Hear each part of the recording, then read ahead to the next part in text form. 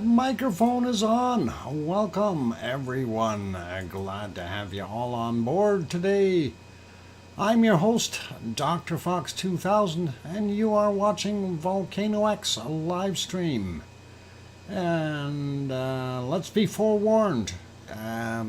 If things don't go all right, my computer may end up freezing up on me. It's been doing really weird things this afternoon, and I've tried to remove a bunch of stuff that was running just to try to get it to speed up, but we'll see what happens. Anyway, keeping fingers crossed, trotters crossed, everything else crossed, and hopefully it won't shut down on us and it'll behave. So welcome everyone. I'm glad to have you all on board. And let's see, Grandma B, there we go. I got to give cookies out here to Grandma B, who was first in. And there you go, Grandma B, you got some cookies, and that is awesome. And I want to say welcome to our wonderful moderators, Arizona Snowman hiding in the background. We've got Piggy, of course, who's here. Welcome, Piggy. Glad to have you on board. And C&D Boy is also here. Welcome, Bob. And then we may have some others in the background, like Gary 24/7 Live, AZ Skies, as well as Joseph Fields and possibly Lucas Snow, and a few others. So welcome to the moderators. Glad that you're in and doing your thing and all that nice stuff. And welcome to everyone else in here, whether you are a member or not. You're still all part of that lava family, and we welcome all of you, and that is awesome. Hi all in the Lurkers Lounge. Yeah, there's a bunch of them in the Lurkers Lounge. I noticed that. They are doing some lurking for a change, but hey, that's all right. We don't mind. And Lurkers Lounge is always nice. Anyway, stuff on the screen, Cumbre Vieja, and that is from last year, and that is what we were looking at. I figured, yeah, we'll let it run again today. I was trying to find some more stuff, but the one file I did find was too large to edit very quickly, and I will have to do that after I do the show here, and especially since I had some issues this afternoon. I was thinking maybe that was what the problem was, but we'll see how things go. Anyway, welcome to everyone. I'm going to start out with saying hi to people like Sue Hayes and Hermione Schaefer and Sasha and Scott Hartman. Hermione again. Oh, I said Hermione already. Gren Zed also in the house. Same as that Scott Hartman. I got him again. Anyway, Sophie, who was so anxious for the show to start, and I love that enthusiasm, Sophie. And 10 minutes though isn't 5 minutes.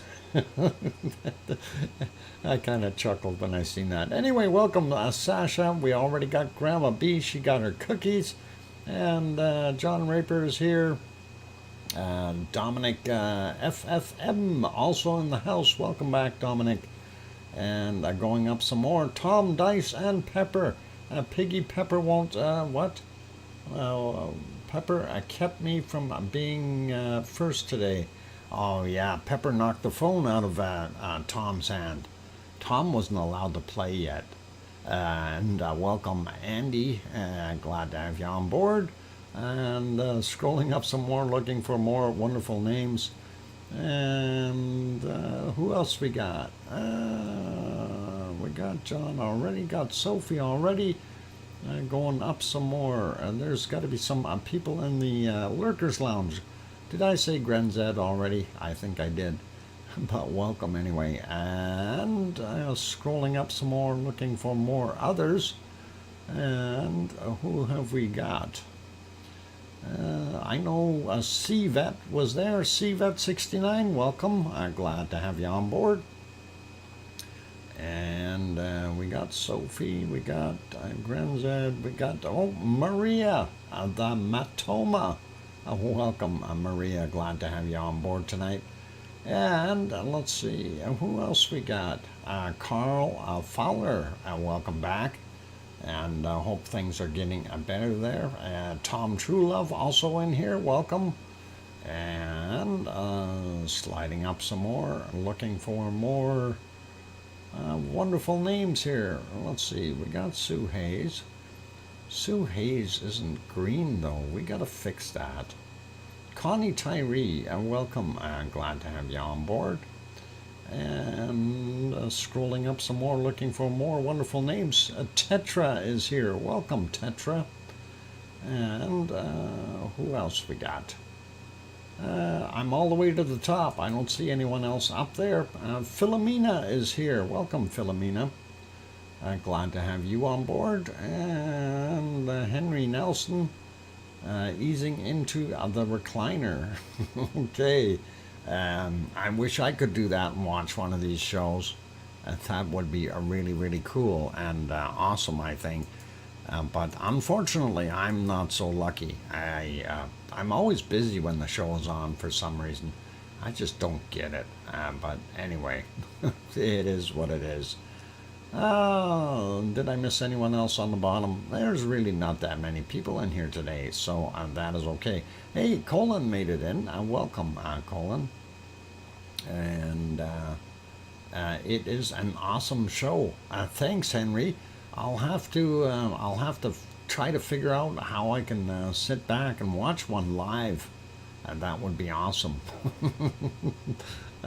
Oh, I hear that guy that runs it is not a bad guy, so just figured I'd throw that out. Anyway, let's park the canned lava for a minute. That's a little fuzzy anyway, but we'll park it here and we'll save that rest of that can for the first break and build a time machine dock. Okay, I'll have to try to do that. Well, I've got the one in the closet there. It's not quite put together yet. It's right beside the cloning machine and right next to the weather machine.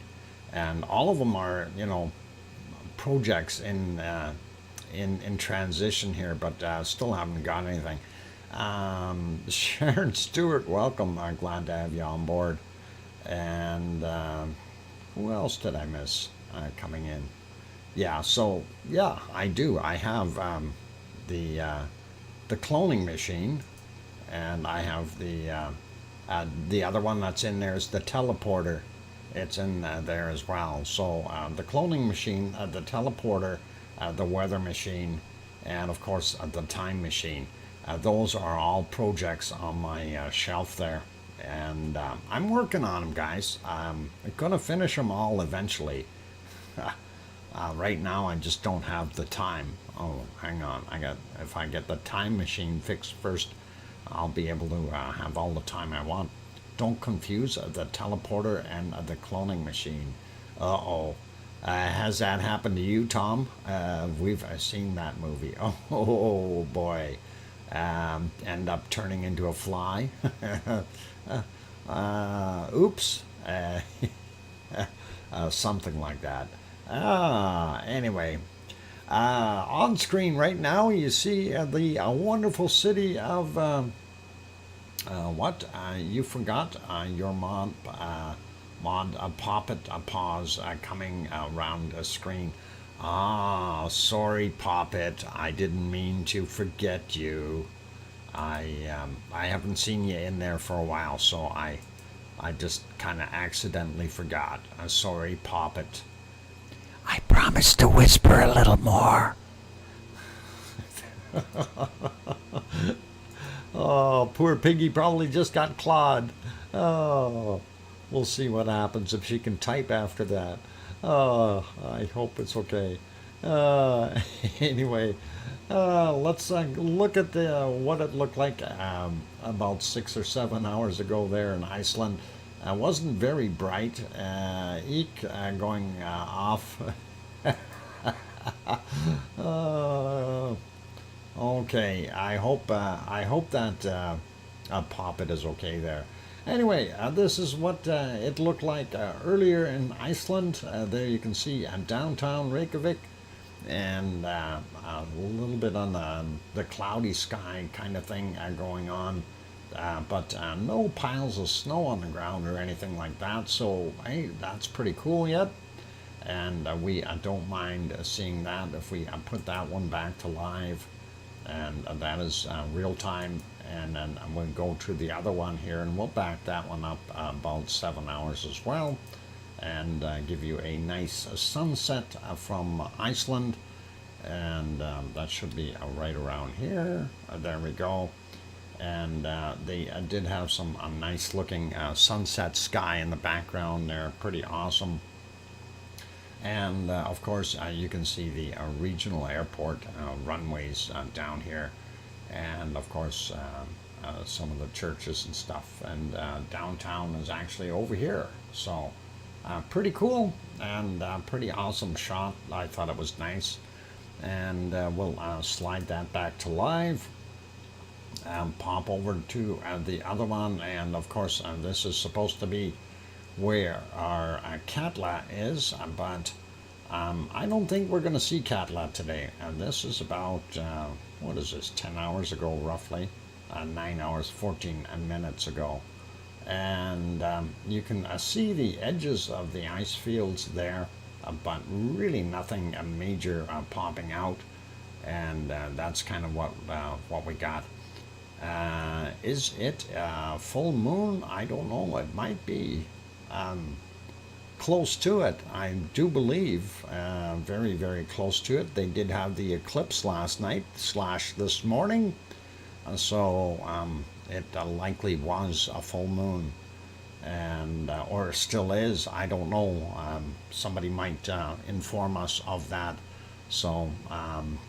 It is a full moon. Okay, Sharon Stewart, and I'll have to make sure I get my fangs put in later and head out. That'll be all right. And anyway, punny, I know, fangs, get it? Count Dracula. No. Anyway, we don't see a heck of a lot. It's in the clouds, but Katla is over there. I promise you, nobody's taken it, and it's still there. So we'll put that back to live and switch it back over to the city view, and then we'll head over and have a look at the harmonic tremor chart. And oh, you like that, Sharon? Eh? I got fangs. Yeah, you put them in, and special occasions like Halloween and stuff. Or when you get up in the morning, or sorry, at night, after midnight. Anyway, looking at our Fraggrafjall chart, we do see a few little tremors in there, in the distance likely, and one fair size spike, but steady as she goes. When we're looking at this, so kind of makes you wonder anything happening there. Many pop-up babies? Who's got pop-up babies? Okay, anyway, that's what we're seeing in our local Fraggrafjall chart. And of course, we look at the other ones. Astja is, of course, the one that has been kind of busy the last little while, so we will look at that one real quick. And we see some quakes in the area as well, and then a little bit of an uptick, and then it dropped right off again. They too had a quake near the end here, but nothing really major. So activity in general is down, and that is what we're seeing. So things are fairly quiet at Astja, and likely Herdebreit as well. And if we go to the other one, I do believe it was HRD. I'll take a look at that one in a second. First, we'll get to Grimsey and have a quick peek at that chart. And here's for the Isle of Grimsey, which is on the northern end of Iceland. We do see these two guys are up fairly high, but our stuff down below is way too low to show any kind of activity that could pop. So I don't believe there is any magma there. I will have a quick look at the Grindavik chart as well.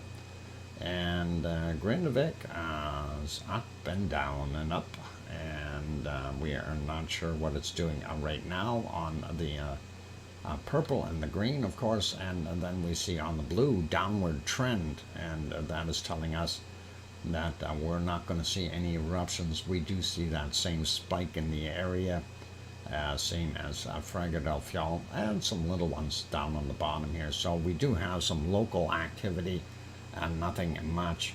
And where's that not HBT, where's the other one? Hertebreed, or is it HBT? It might be that one. It was the only one with letters, and that could be Hertebreed. And if that is the case, looks like activity is way down from what we see. So that is kind of what we're looking at there, and that's the HBT chart. And I don't know if that one is in fact Hertebreed. I did try to look at today, and I had no results. So anyway, we're going to put this back to Fuego del Fjall. And let's get it on there. There we go. And then we'll have a look at our earthquakes. And there is our earthquake map. And getting onto that real quick. First thing we notice, of course, a total of 76 earthquakes in the last 24 hours. That is not a heck of a lot. And fairly quiet when you get right down to things in that respect. Considering, you know, we were seeing numbers over 200-300 in the last little while, but no more. Anyway, and we see a 2.14 out here. That is 10 kilometers down from 3:03 a.m. Then let's get a little closer to the Reykjanes Peninsula here. And of course I will zoom in just to give you the lay of the land. Grindavik, the town, is down here. And then, of course, when we go right here, that's the location of the Blue Lagoon and the power plant. And if we zoom it back out a little bit and slide up, there's Keflavik Airport, Keflavik, Reykjanesbad, Yardvik, and, of course, our capital city of Reykjavik is over here. So, pretty cool. And let's take a look at some of these other quakes, relatively new. Magnitude 1.3, 9.3 kilometers down from 1728. 1.3 there, 9.1 clicks down 1733. And this one a 0.6 of 9.4 kilometers down, and 2127 for him. This is a little older, 10:14 a.m. 1.08. And that was from 2.155 kilometers down. 10:14 we had a 0.4, 1.1 kilometers down. 6.8 clicks down at 1705. And then we have a 0.2 as we carry on here. 5.1 kilometers down from 2021. And right here in Grindavik we had a 1.7. And that shook somebody's house, maybe. 6.4 kilometers down, 1752 was the time on that.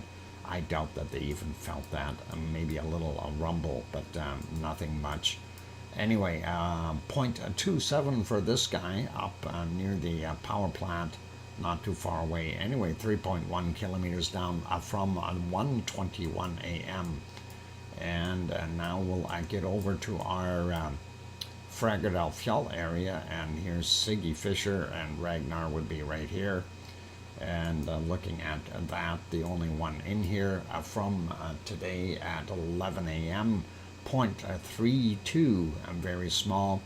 and 1.1 kilometer down for him, and nothing else in our Fregadelfjall system showing there right now. Getting over to Krusavik a little bit more, we see a 0.42, 4.4 kilometers down at 1:20 a.m. We also have a 1.03, 6.2 kilometers down at 3:35 is at the time on that one. And from 13:45 or 1:45 p.m.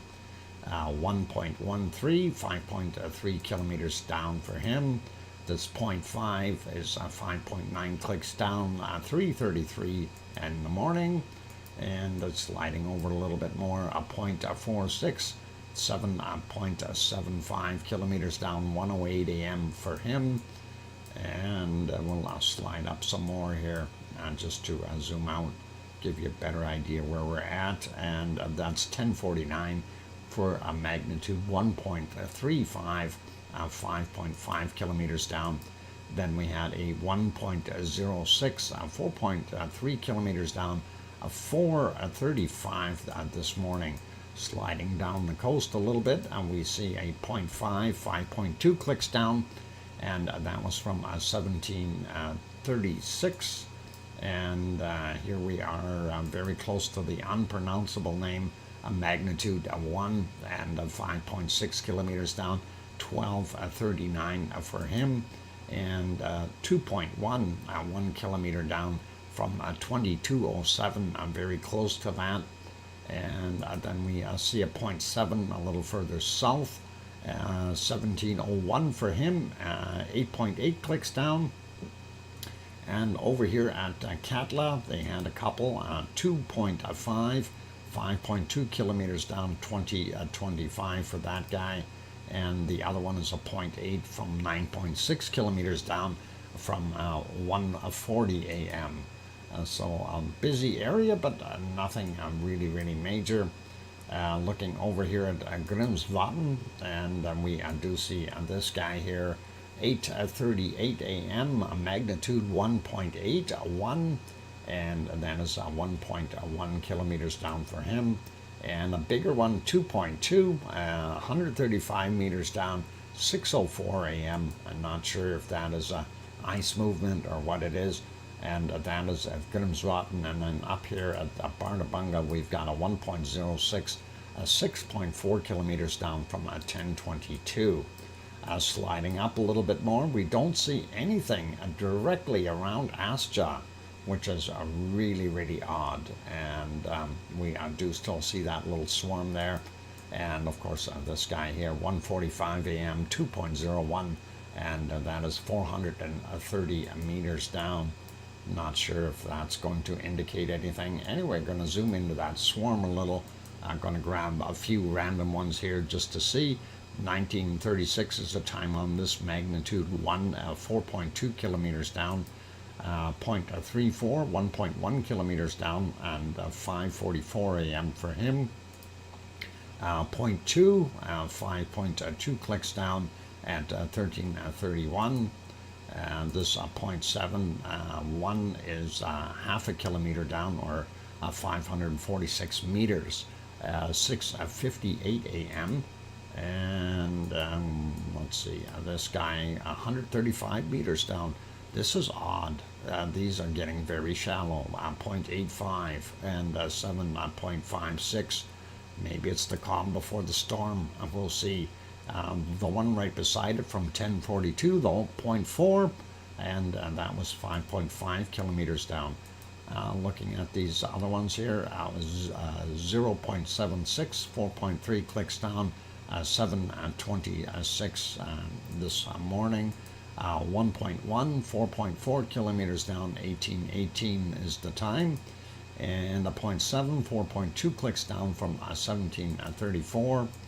And let's try a couple of these here. 1.14 and 4.3 kilometers down from 1:55 a.m. This 1.0, 4.2 clicks down, 19:36 for him. And let's check this guy down here. 1.1 kilometer down, and that is at 0.34 in magnitude of 5:44 a.m. for that guy.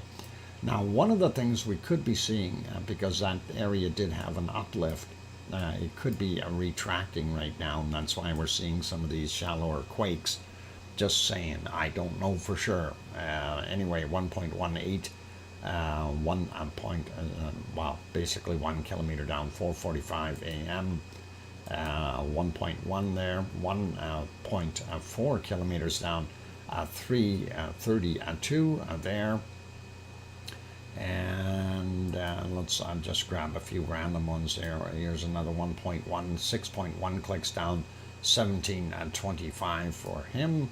0.6, that is 2.9 kilometers down, 7:23 a.m. for that guy.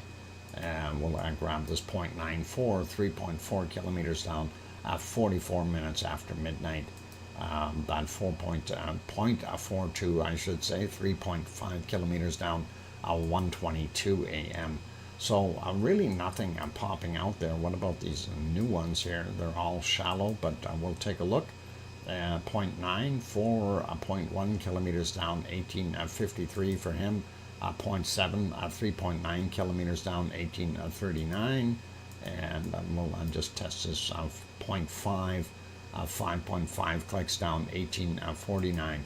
Really nothing to get concerned about there.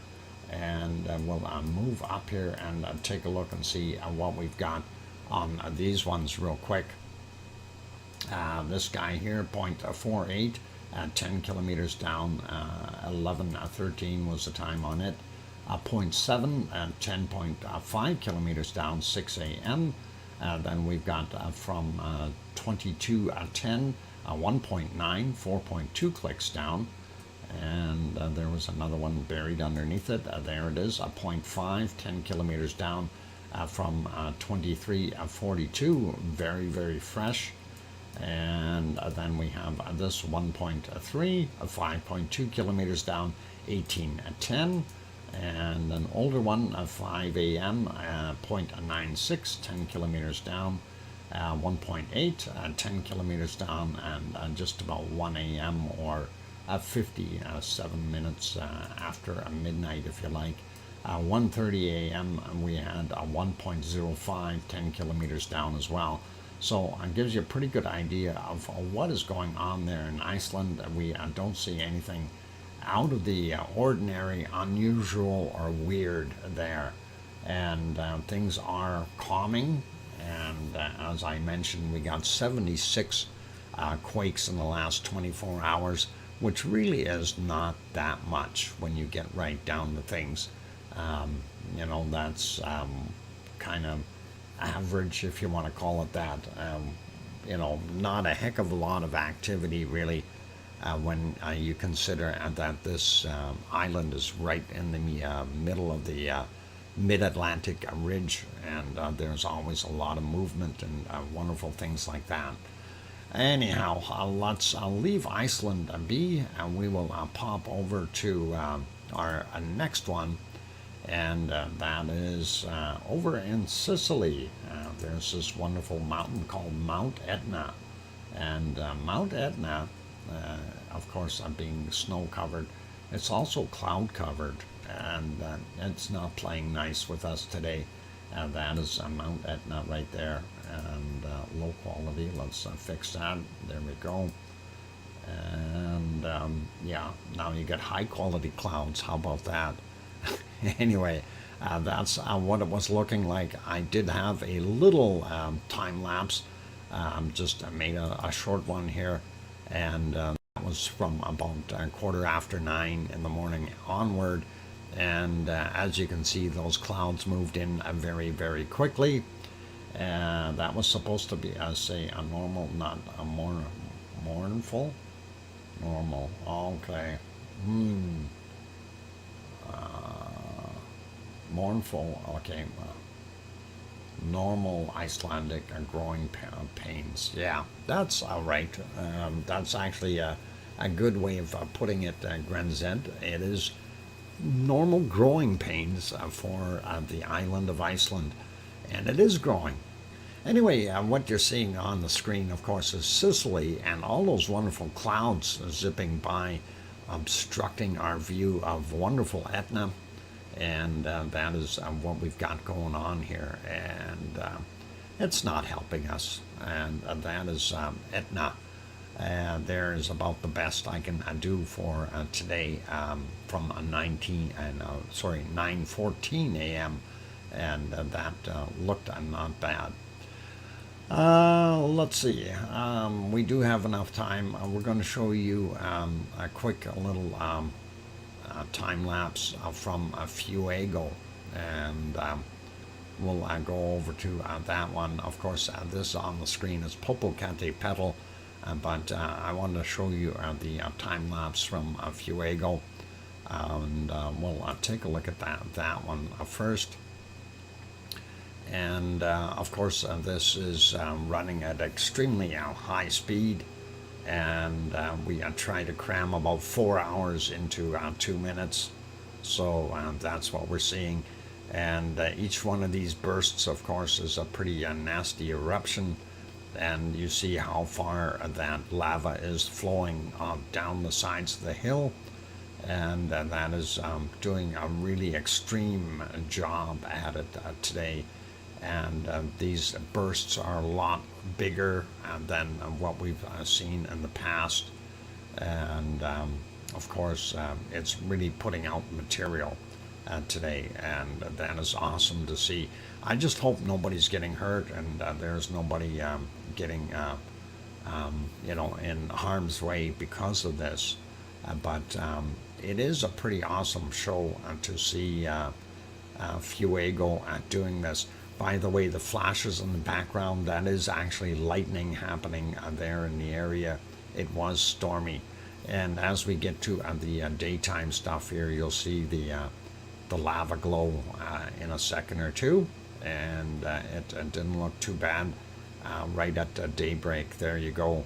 And you can see it doing its wonderful stuff, throwing out puffs of smoke and lava and everything else with it. So a lot of material going over the edge of the hill. Even in the daytime, you can see those plumes dropping down the sides of the hill at times, and telling you you've got a lot of tumbling material going down the mountainside. So that is it for that little video. I just figured I'd throw that in for you and let you have a quick look at it. Let's get our Azores out of the way, and then we will continue on with the rest of our show. Of course, there is the island of São Jorge, and we are looking at the harbor right down below. That's all lit up, and then you have one of the towns right beside it. You can sort of make out the lights of Pico Island across the strait here. For those who aren't familiar, this is a daytime shot, and you can see the harbor down in the front, and of course the small town, and the 18 kilometers across to Pico Island. And there is Pico Volcano, also referred to as Mount Montana, and that is what that looked like. And let's go to the other shot, and we'll take a look at the cove. And yesterday that cove was all white water, and it looks pretty rough again today. A lot of white water in here. And for those who aren't familiar with that shot, this is what it looks like during the day. So when we see the white water coming in, you'll know kind of roughly where the things are. You'll see a lot of white water splashing around here and in the back of that rock. And then of course on the beach here, it's not as rough as yesterday, but definitely there. Poppet is Poppet requests you to take a break before she has to suffer the snow you get.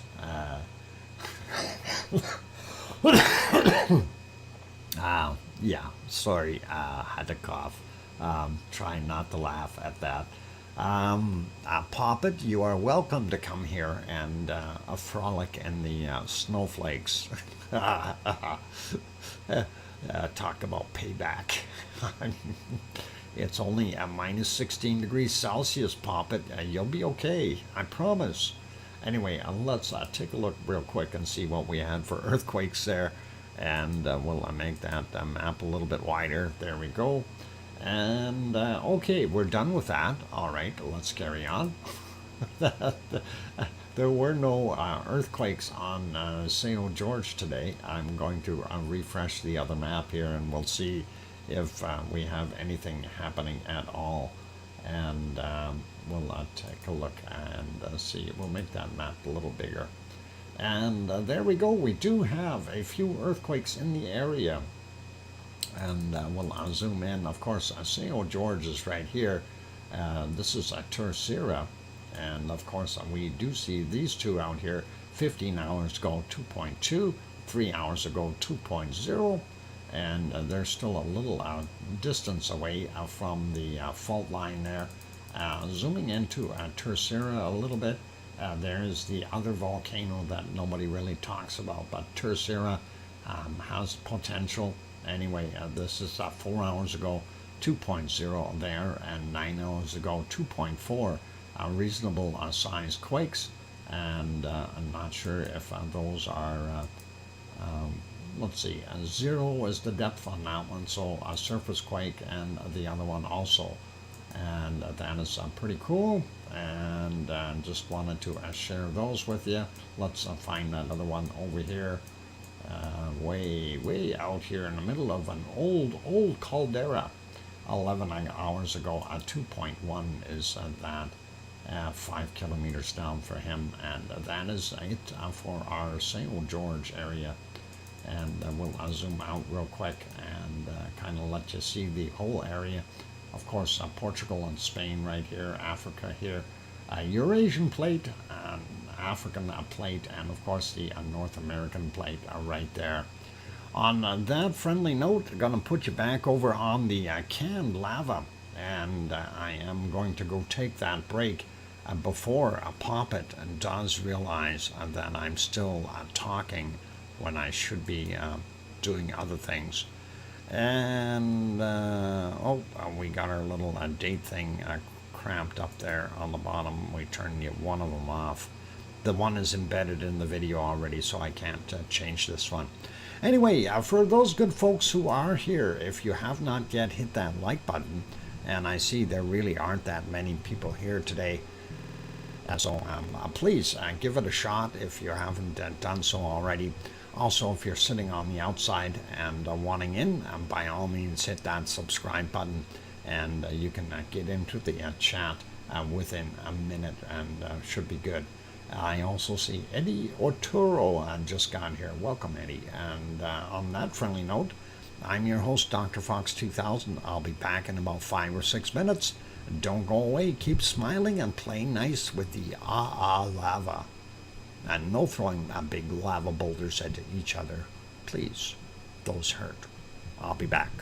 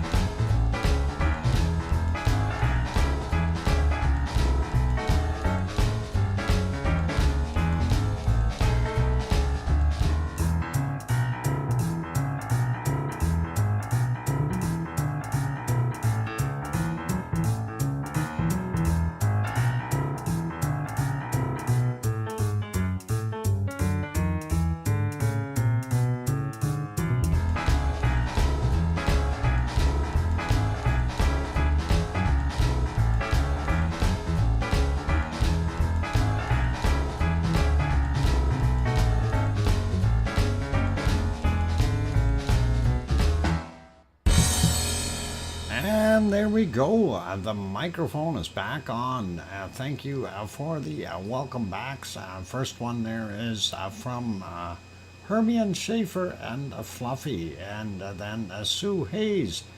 Thank you, Sue, and thank you, Hermione. And of course, I had to switch canned lava here. And yeah, I seen my bit rate go from almost wow, regular rate, almost like double and then some, and then drop back down. So that buffering, I don't know what actually caused that, but that was different. Typically, the bit rate drops, and well, I get some buffering, but this time it shot up all the way, and I was really confused about that. But anyway, we're back. So thank you, Scott Hartman, and okay now, thanks, Sue, and thank you, Philomena and Sharon Stewart. I hear you, DrFox2000. All good. Anyway, let's go over and have a look. We did look at the can lava is great. Yeah, I like that. This one, this particular scene is really nice. Looks really awesome. I do like that. Anyway, we're going to go over and have a look at our other nice place here. Oh, we don't want to look at that again. That is the Fuego, and we already seen that time lapse. Anyway, we are looking at Popocatépetl, and we do like that. Any canned lava is great. We are not picky. Okay, as long as you're not picky. And I'm hoping for tomorrow we'll have a longer canned lava that we can show. That is actually, I looked at it, and I had recorded one day just about, I think it was 14 hours or something silly like that, 9 hours, long time anyway. It was a pretty big file, and of course it's very, very hard to deal with when you're trying to do anything else with the computer at the time and trying to process video files. The memory is taken over, especially when you've got multiple windows open and stuff. Anyway, you're looking at Popocatépetl, and Popocatépetl in Mexico, about 70 kilometers south of Mexico City, and it is quiet and steady as she goes there today. Present time down there is 6:43 p.m., just about 6:44, or if you like, 18:44, and that is where it's at. You see the stars are out. The moon is big, and it is rising here as well, which is really cool. I can see it on our Bree cam or East cam, and a big moon rising, so it is indeed full. Anyway, let's back up a little bit, and we can see what this guy was doing. A little bit of puffing there. Nothing really exciting. There we go, and that is about 1:30 roughly. We see a little bit of off-gassing from Popocatépetl, and no snow on it, which is a warm feeling for me. And I did go out and shovel a whole bunch of snow today, you guys, and the bunnies, I'm sure, will be happy about it. At least the first one in went right into the dome shelter, and I got food, so 9:49 a.m. We do see a little bit of plumage there, nothing major, and we didn't have any real bursts of any kind coming out of this volcano today. Very, very quiet, and hang on, I want to see what this is. I think that was just, yeah, this looks kind of neat. Actually, we'll put it right there, and yeah, that is not from the volcano, you guys. That is that's a jet stream going overhead. Let's show you how that works. And there it is over there. Now if we back it up a little bit, and we can put it on the other side, and it's not from the volcano. So pretty cool though. If we leave it right in the middle, we can always pretend and say, hey, Popocatépetl is erupting. But it's not. Thanks, Sharon Stewart. Bunnyland is great. And anyway, we'll go back a little bit more here. Um, Here's another one of these points in time, and that looks actually. I should have used that as my screenshot for today. Let me actually take a picture of that. That kind of looks good. No, it's not erupting, you guys. That is not Popocatépetl erupting. Although I wish it was. It really does look pretty awesome at that point in time. That again is a contrail, and that is what was going overhead. Some jet flew by, and it dispersed the right way, and of course that is what we get for having jets flying over there. And but I do want to make it look pretty awesome, and let's see if we can do this. This would really help you out, wouldn't it? And while you're seeing that, and I thought that looked kind of neat. A little bit of a plume there. So, but again, this is not the yellowish stuff. That is the first light being kind of reflected off of a contrail from a jet. And no, they're not spraying over Mexico. Okay. Anyway, that is what we see right there. That is a very slow and easy eruption, and as mentioned before, that is unlike what we see at Fuego. But the earlier morning hours there, you can see how things are shifting as I'm going ahead 5 seconds at a time, and looks pretty cool. So, yep, a little bit of puffing, and that is pretty awesome. And anyway, I did that for a little while. And if we go back into the darkish times, you can see a glow in Popocatépetl, and there it is. You can see a lot of stars around there as well, so that is pretty awesome. But we didn't see anything coming out of there, unfortunately. So nothing really major. And backing up a little bit more, 3:29 a.m. That is the moonlight hitting Popocatépetl, and beautiful stars in the background, moonlit volcano. What more could you ask for? That is romantic if you ever seen it. I know what more. You could ask for it to be erupting. That would be pretty awesome. Anyway, let's carry on and see what else we've got. I see we only got like 18 people in here right now. That's not very much for a Tuesday night. Normally we've got a few dozen extras, and maybe people are out going Christmas shopping and stuff like that. Who knows? But anyway, a little bit disappointing to see the number as low as it is. And hopefully I will get some more people sticking around for the show. And U.S. Mid-term elections. Thanks, Sue. That could be it as well. That may be why a lot of them are out.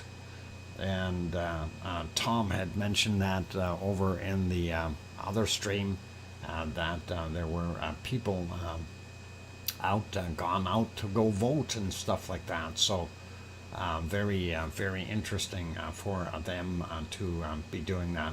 I should check into when we are voting here, but anyway, right now we see this.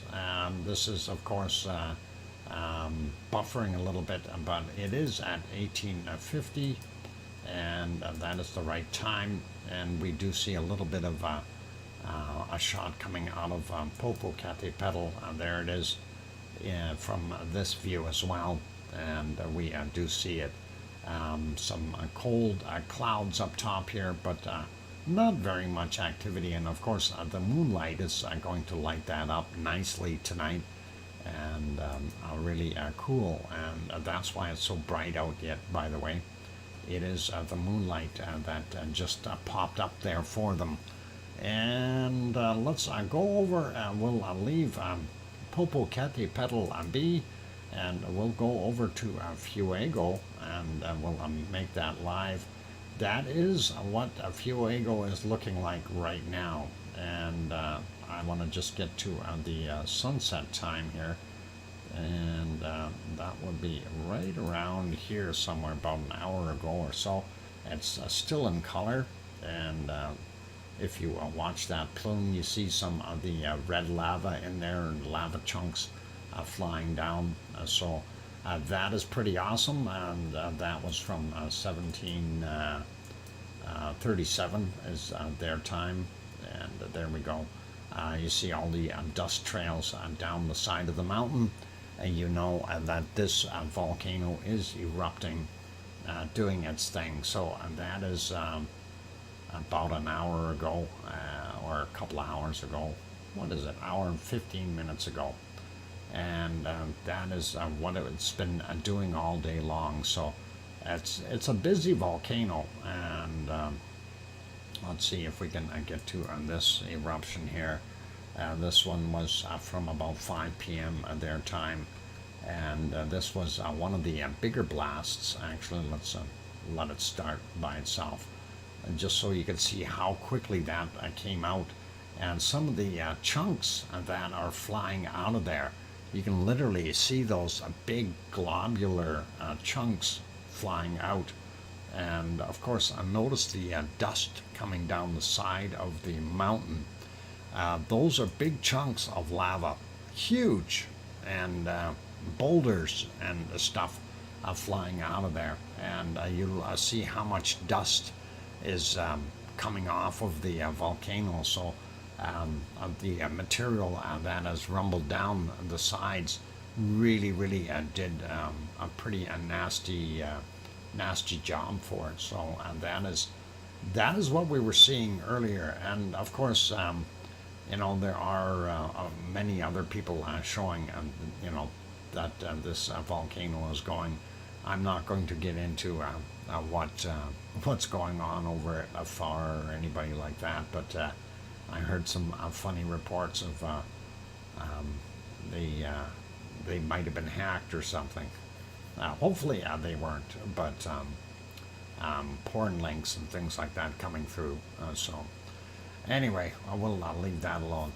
But this in the foreground, looking at everything, that is a lot of material that went over the side this time in this particular eruption. So hopefully they will be all good. All I know is record a number of people voted in Georgia, broke all previous records. Wow, Sue, that is amazing. I gave up on voting for what it's called a all crap, no point. Well, actually, Philomena, there is a point to it, but yeah, there's still a bunch of shady business in there. But this isn't the channel for politics. This is for volcanoes, so let's try to stick to that. And we see that was off-gassing pretty nasty, like for a while after it blew its bigger shot there, and moving back a little bit more, there's a secondary one right there, and I thought that was pretty cool too. More material coming out at a fairly high velocity. Thank you for the 5-minute warning, Piggy. And that is kind of what it was doing. And Fuego is definitely erupting, and this is down in Guatemala.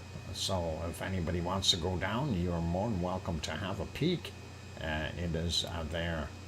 And let's see, there's got to be some other cloudy stuff here. In the clouds, a lot of it hiding in the clouds. And when we go back and look at some of it in the clouds, you see the amount that you can see the ash and stuff going up.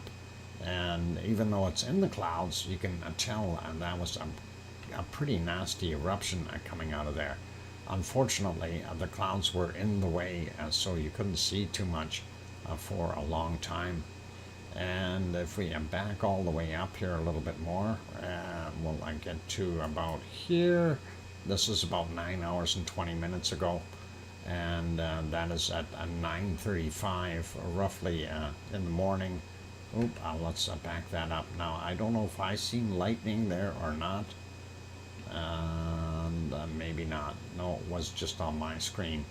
A little flash, but that's all right. Again, you see the lava chunks and tephra flying out of there, and that would be pretty nasty. So again, very eruptive today for Fuego. And let's see if we go back a little bit more. There were a few others, but for the most part, it was doing its thing and in and out of the clouds.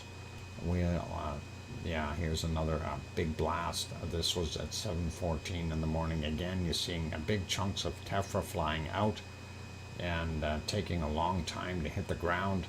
And you're even seeing the plumes and the trails going down the side of the mountain here.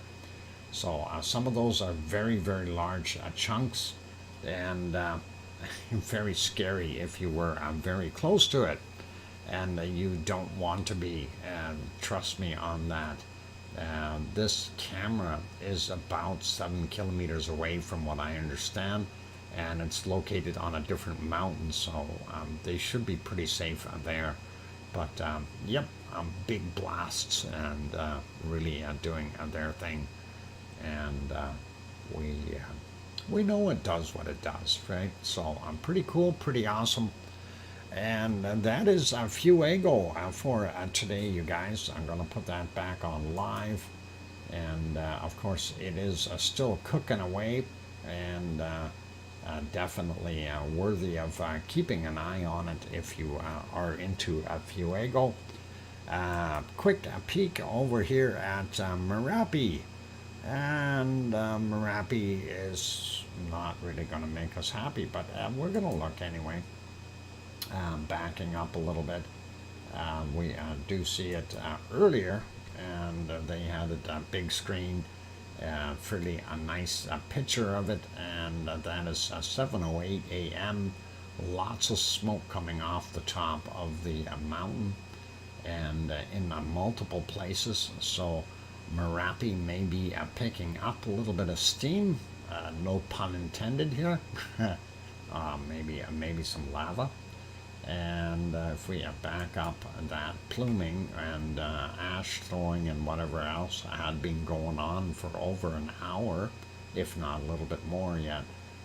Even when we go back to about 2.5 hours ago, I was doing the same thing, not as intensely though. So going into the nighttime though, if we can get on there. And of course that was a moonlit night, so we kept it in color, or they did.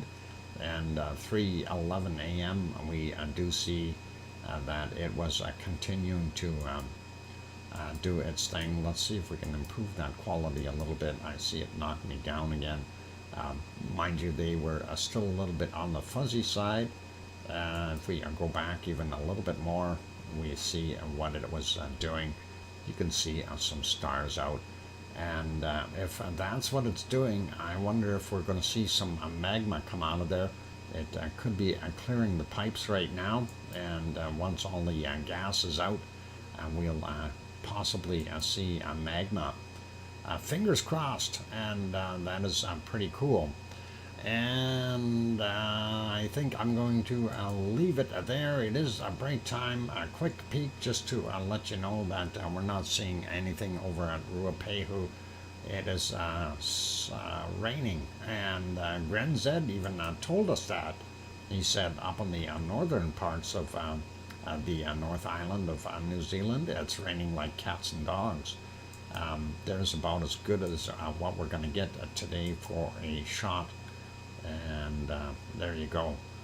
That is Mount Ruapehu, and we'll leave it there. So put you back on the canned lava, and please do enjoy that stuff while I go on a break. And when we get back from the break, we will take a look at some bacon seeds. So we've got those lined up. Keep smiling, everyone. And for those who are here, if you have not yet hit that like button, give the like button a quick bop. As well as if you're sitting on the outside, don't forget to hit that subscribe button if you feel we've earned it. And you certainly can join in the chat. On that friendly note, I'm your host, DrFox2000, here in a very cold Edmonton, Alberta, Canada, the Great White North. And I'll be back in about 5 or 6 minutes. Don't go away. Thanks.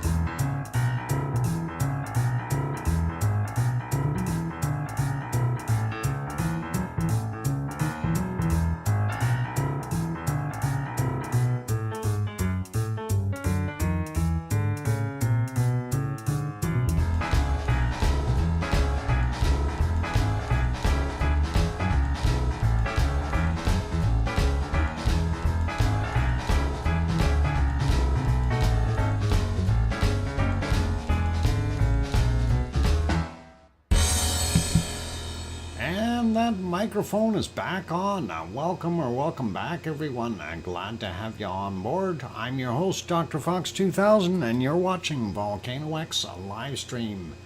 And thank you, Sue, and Dr. Fox, welcome back from Piggy. And yep, congratulations to Janice Karen, who was the lucky recipient of that one free 1 month membership I threw out there. That is excellent. And Sharon Stewart says, I can hear you, Dr. Fox 2000. Oh, excellent. And Dr. Fox hubby didn't give it to the didn't get to the charger. Okay, and that is the problem. I get it now. And I'll tell Fluffy to go plug it in. What kind of a cat you got there? Oh my God, Fluffy, come on, get at it. Plug in that phone. If only the cat could do that. Actually, I think you'd be in trouble if the cat could do that. Anyway, let's get over to what we want to do, and that is have a look at our bacon seeds. And that is all pretty cool. So let's take a look and see what we've got for wonderful seeds today. And of course, that is the last one from yesterday. So let's carry on with the new ones. And shh, quiet, these guys are sleeping. This one is being coddled, and look at the smile on his face.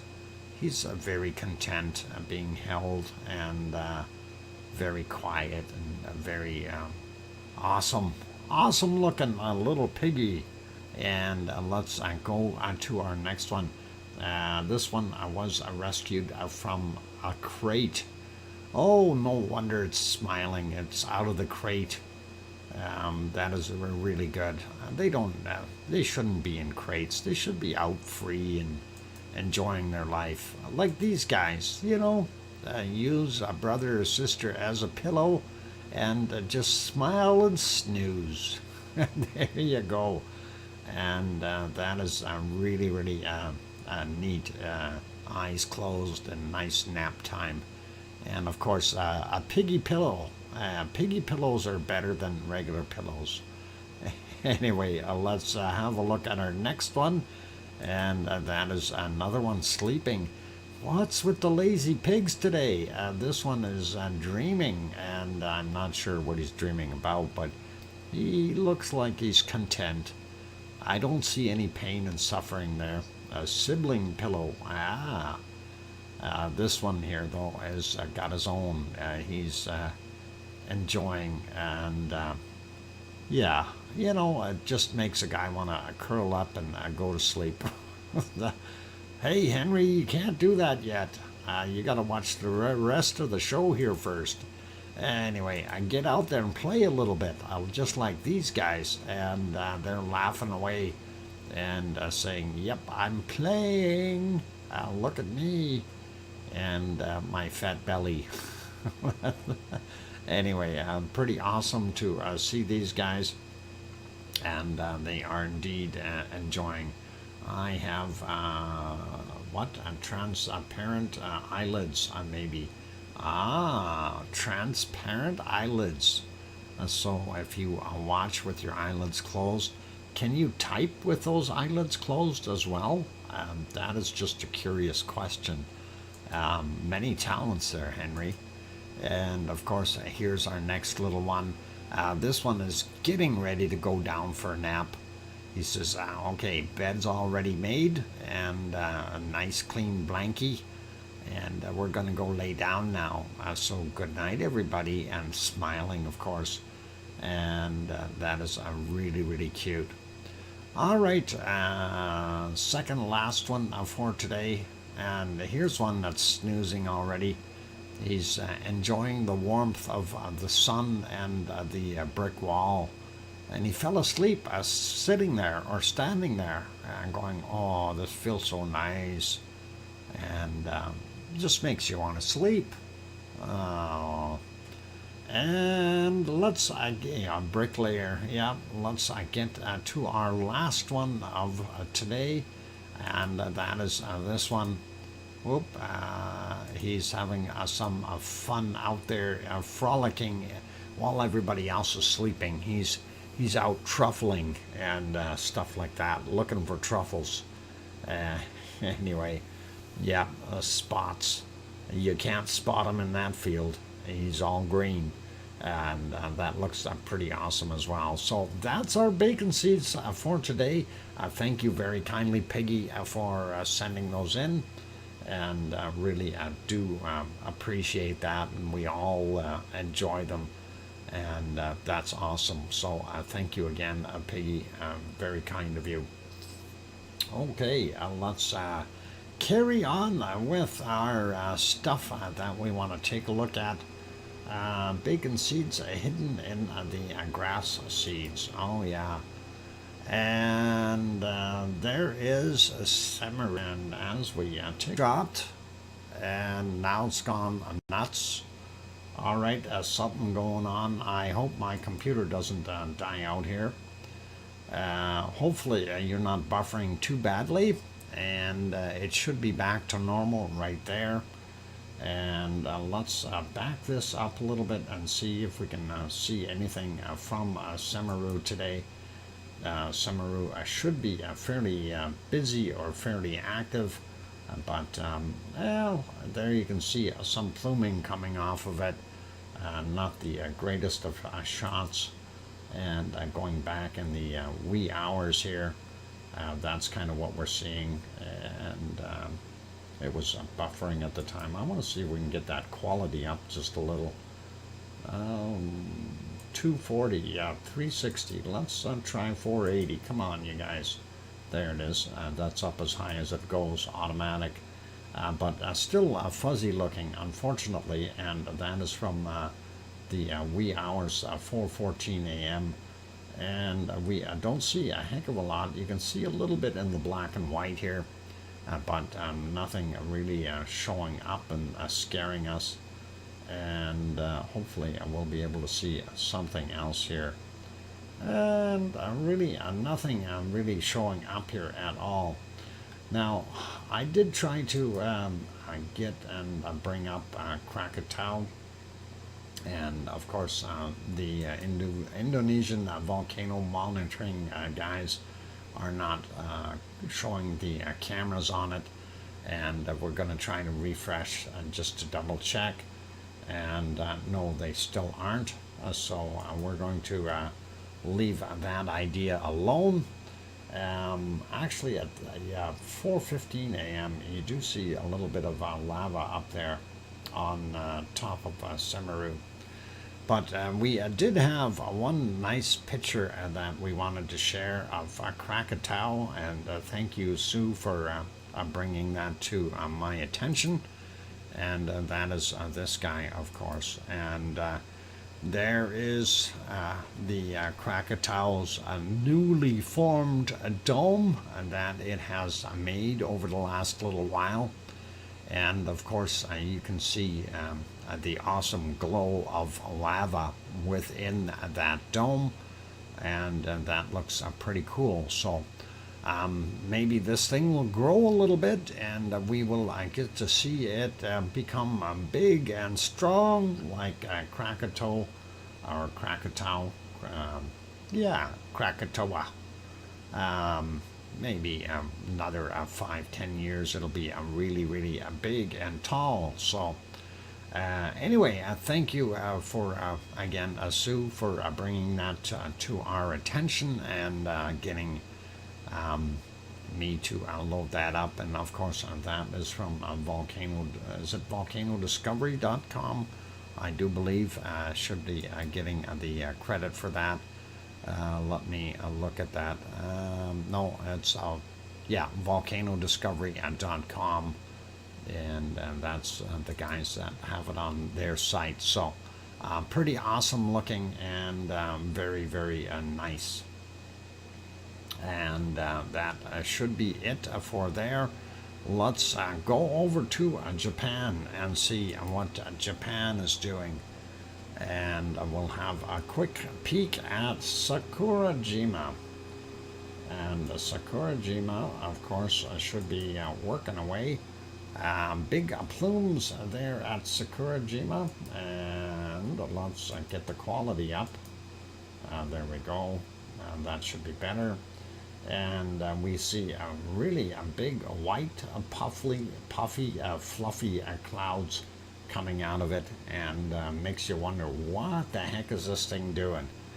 But it is definitely off-gassing, and it is nice to see the blue skies in the area as well, since they've had kind of poor weather the last little while. There is an ice cream boat in there, and it's not moving. Okay, so you can run down and get some ice cream. Unfortunately, that sun is hitting some of that haze, and that is causing it to kind of get really bright and blurred out here. But that is what we've got, and ice cream available, and definitely worthy of going down there and getting a quick munch. And close-up cam, let's see if that is working now. Okay, while it's looking at that, 3:54 a.m. there was a little bit of a glow there, you can see that.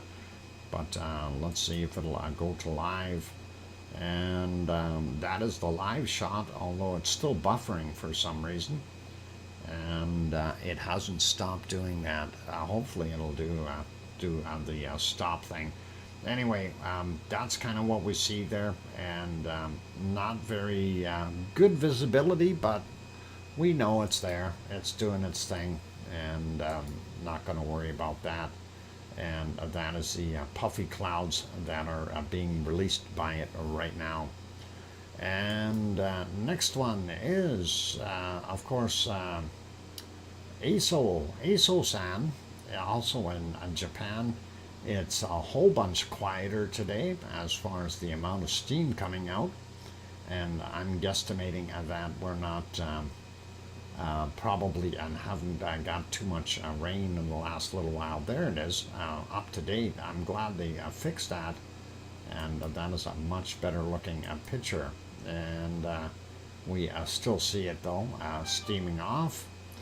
There is a small lake inside that caldera.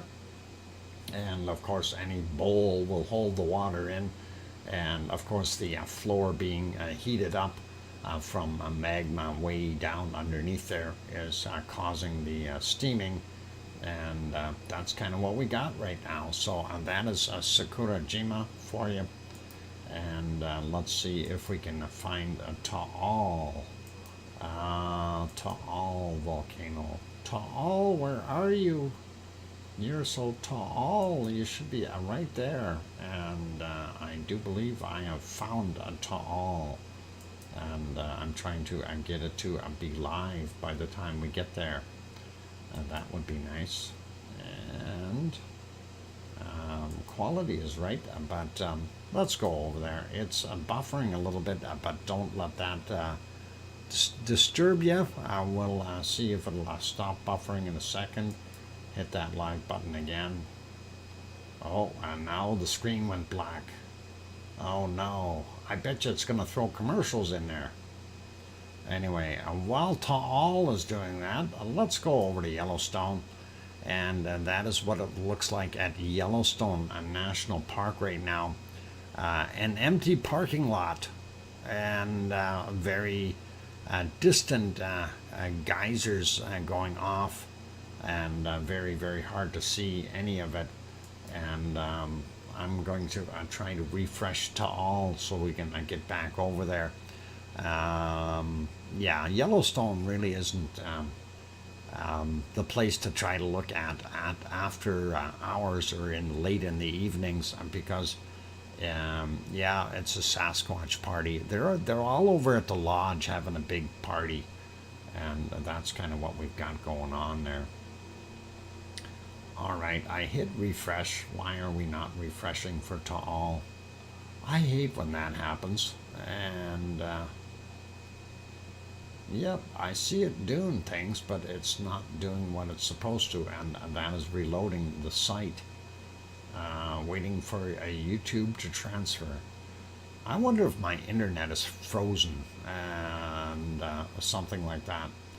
Hey, Daryl R. Welcome, Daryl. I'm glad to have you on board, and hope you're doing better today. And yeah, I'm still waiting for all to reload. It's just not doing it.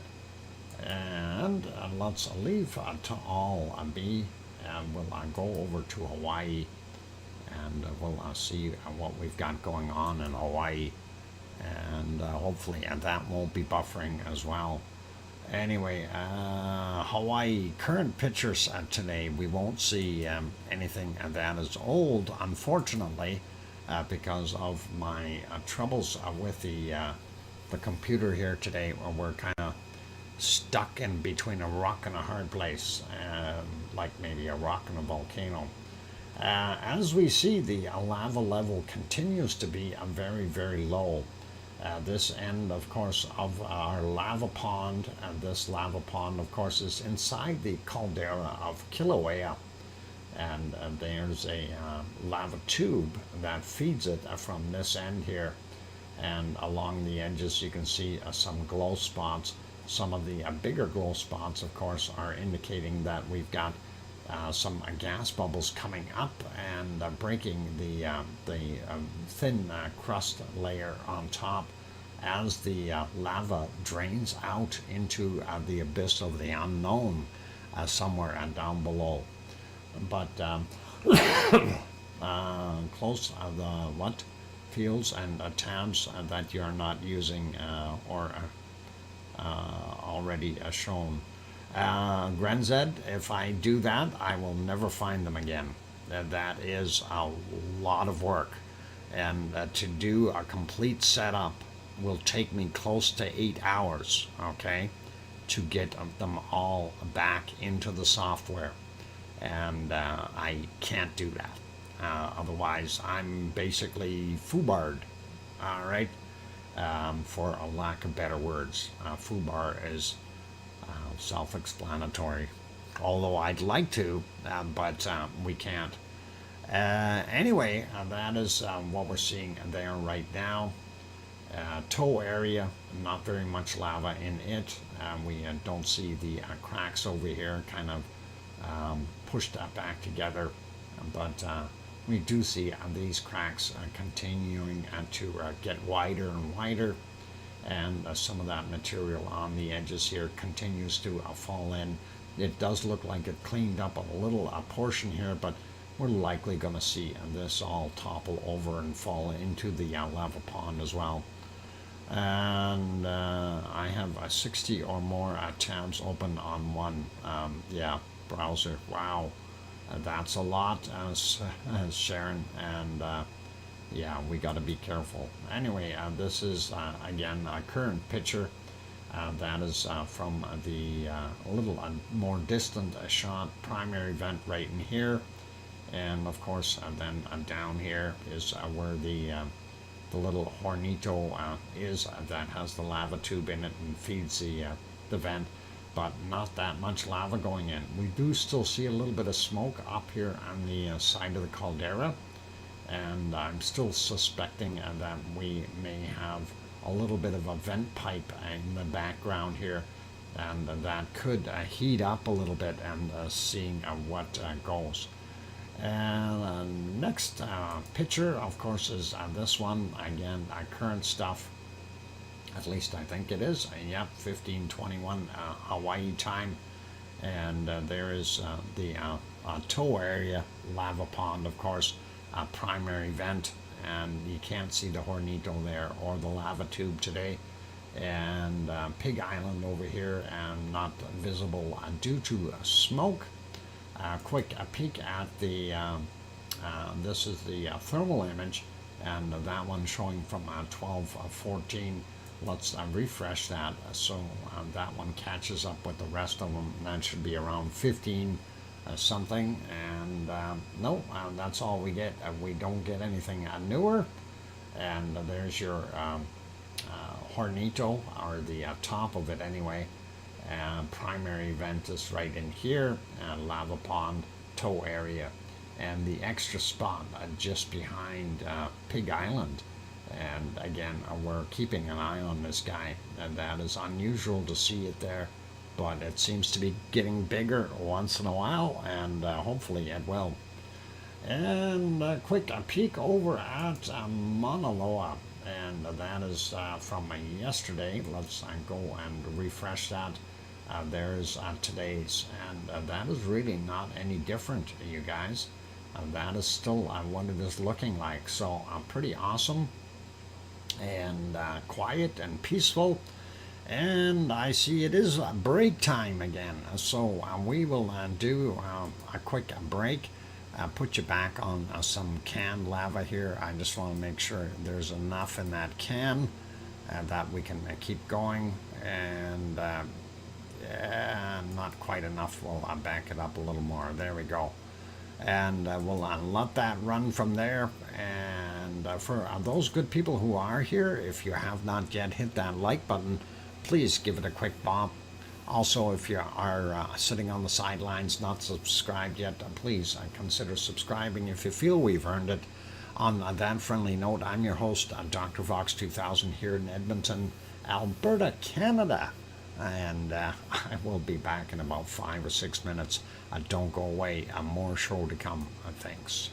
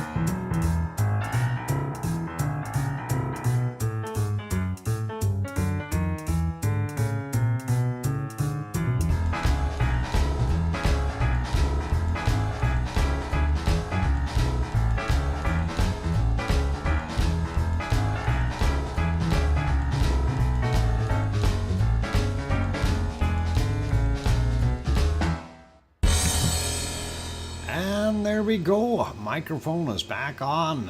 Welcome back, everyone. I'm glad to have you all on board. I'm your host, DrFox2000, and of course, you're watching VolcanoX live stream. And let's see, Lucky Eruption, Iceland, 14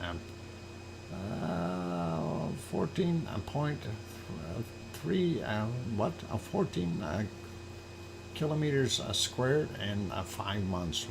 Interesting. Anyway, that is the end of that can. That can is empty, you guys. Oh, hang on, maybe not quite, but very close to it. And thank you for the welcome backs from Sue and Hermione, and I hear you from Sharon Stewart, and that is awesome. Anyway, that was a good can. Yep, I'm glad I opened it and I had a look at what we did see inside that lovely can. And of course, that shot there is the rocket that's stuck upside down in the ground and shooting out. And anyway, it's gotten back to the end. That's it for that one. And we were going to go take a look at some earthquakes in Hawaii. So let's go over there and take a look at that. And I'm trying to find my earthquakes. There we go. And let's zoom in on the little red dot. And we'll see what we've got going on there in Hawaii. And of course, there's your Hawaiian Islands, Oahu here, and Maui, and of course the Big Island, and that is where all the action is. And let's get this straggler first out here in the water. 2.5 from 8:08 a.m., 3.1 kilometers below sea level there, and that is pretty awesome. And let's take a look at some of the other stuff here, starting out with the Pahala area. And it is typically between 26 and 31 kilometers, 26 and 37 kilometers down. So we won't mention the actual depth. We'll talk about those up there and over here. But 3 over here at Kilauea today. That's kind of nice too. 2.3, 1:52 a.m. For that guy. And then we've got a 1.5, 11:51 is the time on him. And then this guy here is a 2.0 from 3:11. And the one closest to Pahala itself, a 2.5 from yesterday at 20:26. And moving over, we'll catch this newer one here, 2.2. 17:55 was the time on that guy. Then this one here, 1.8, and that is from 2:47 a.m. This guy is a 2.0 from 1:38 a.m. And then we've got a 2.4 from 27 minutes after midnight. While we're here, let's grab this guy out in the water. 2.0 from yesterday at 19:31. And let's go mountain climbing way up here on top of Mauna Loa. And we do see some quakes. This one is kind of iffy. Is that over there with to do with the uplift and subsidence, or is that some magma intrusion? Anyway, that is a 1.8, happened at 12:58, 7.8 kilometers down for him. Let's take a look at these others. 1.7, 8:14 a.m., 1.5 kilometers above sea level. This guy is 200 meters above sea level for 2.1 from 9:40 a.m. And then we have the next one here, 1.7, 9:40 a.m., 600 meters above sea level. This guy here is yeah, the ones on the left are not magmatic. That's exactly like you said, from uplift. That's kind of what we suspected. Opatus. There we go. Cut it out. And anyway, 2.1 here. from 1221, and then we have this guy here is another 2.1 from 1318, 800 meters above sea level, and then this guy here 2.1. They're all 2.1s. 1151, 1.1 kilometer above sea level. Yeah, these ones over here are, we really do suspect that this is just from the uplift and subsidence, because it has had uplift, and it also has had subsidence where it's gone back down a little bit. So what's going on? Is that just the ground movement that we're seeing there, right? So very cool and very interesting stuff indeed. Anyway, going over to Kilauea, let's have a peek there and see what we've got. Looks like falling right into it. Volcano Hula, yeah. And this is a 2.2 from 1134, and that is 3.3 kilometers below sea level. And then we've got a 1.7 from 1439, 2 kilometers below sea level. And right underneath Kilauea, 1.9, and that is 2:05 a.m., 700 meters down, and that is pretty cool to see. So 700 meters underneath there, something is shaking. And let's grab this guy on the side of the hill, 2.05, 26 a.m., 900 meters above sea level, so well into the mountain here. That'd almost be a surface quake.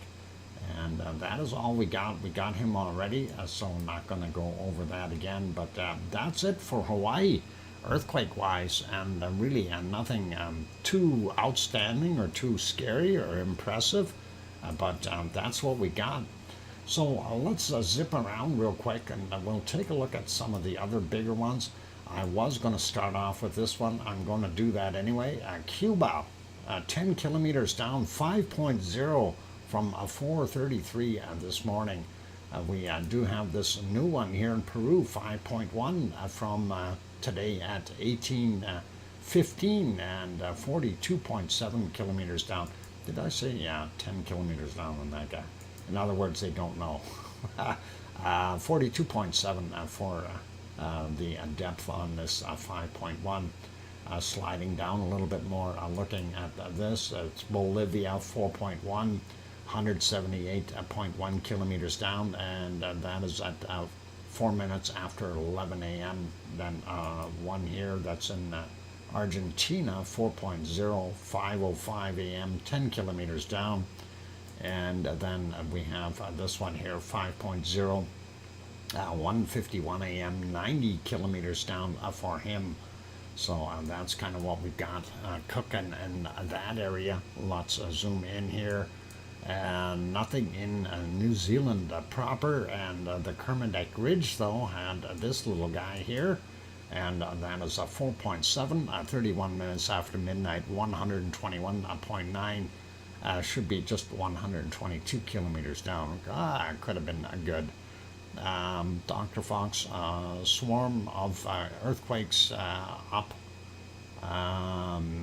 Melville, near Melville Island, northern Canada and the Arctic. Oh, we're going to have a look at that. More stuff shaking up there, possible. 4.5 out in Tonga, and that is very close to our home reef volcano. Maybe that guy will come back to life and we'll get some more real estate.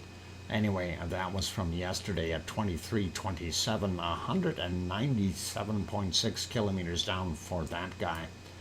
Sliding over a little bit more, we do see one over here in Indonesia, Java Sea, 4.2, 18:47 is the time on it, and that is 525.5 kilometers down, a long ways.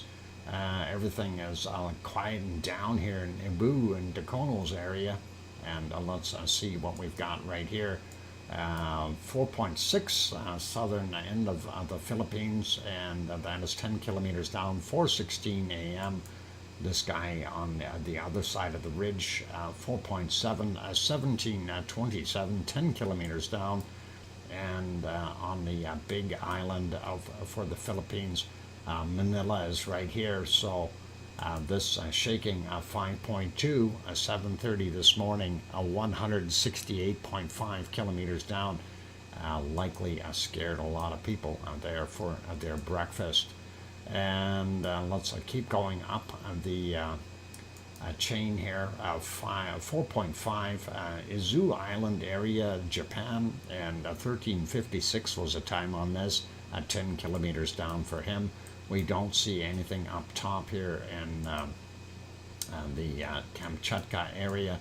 I do see this one here, and I'm not sure if that's actually in Bangladesh or where. Myanmar. There we go, 4.7, and 23:27 was the time on that. 104.6 kilometers down for him. And we got some stuff in the Himalayas shaken. Nepal, 5.6 from 13:27, 15.7 kilometers down for him, and a brand new one. And that is I guess, well, very close to the same area, 4.3, 17:57, 25.7 kilometers down for that one. And we don't see too much else until we get here, and we see a 4.5, and that is in the northern portions of Italy. I'm surprised that we're seeing that there, but 4.5, 8:23 a.m., 10 kilometers down for him. And we do see another one out here on the mid-Atlantic ridge. 4.8, Rikens Ridge actually is what they're calling it over there. But yesterday's at 21:39 for that one, 10 kilometers down. And Sue said there was some more up in here. We know there's a few here. Let's take a look at the other map and see if they are showing up on the other one. And I'll slide that down a little bit so we can see it better, and zoom out and slide up. Whoop, we can go out a little bit more and slide up over to Canada and take a look. And yeah, that's those same three that are up here, and we have kind of watched those before. And that's Bathurst Island up there is where that one is. And I don't see any other ones up there, nothing newer than that. We do see this one here, and I don't know if you had noticed that one, Sue. 2.5, and not too far away from you, and that is 18 kilometers down from 2 days ago. No, 5 days ago, never mind. Holy mackerel, and this is an old map. And that is supposed to be up to date. Let me try refreshing this and see if that happens, although this 5.1 looks current on here, but we'll refresh that, and we'll see if that shows any different now.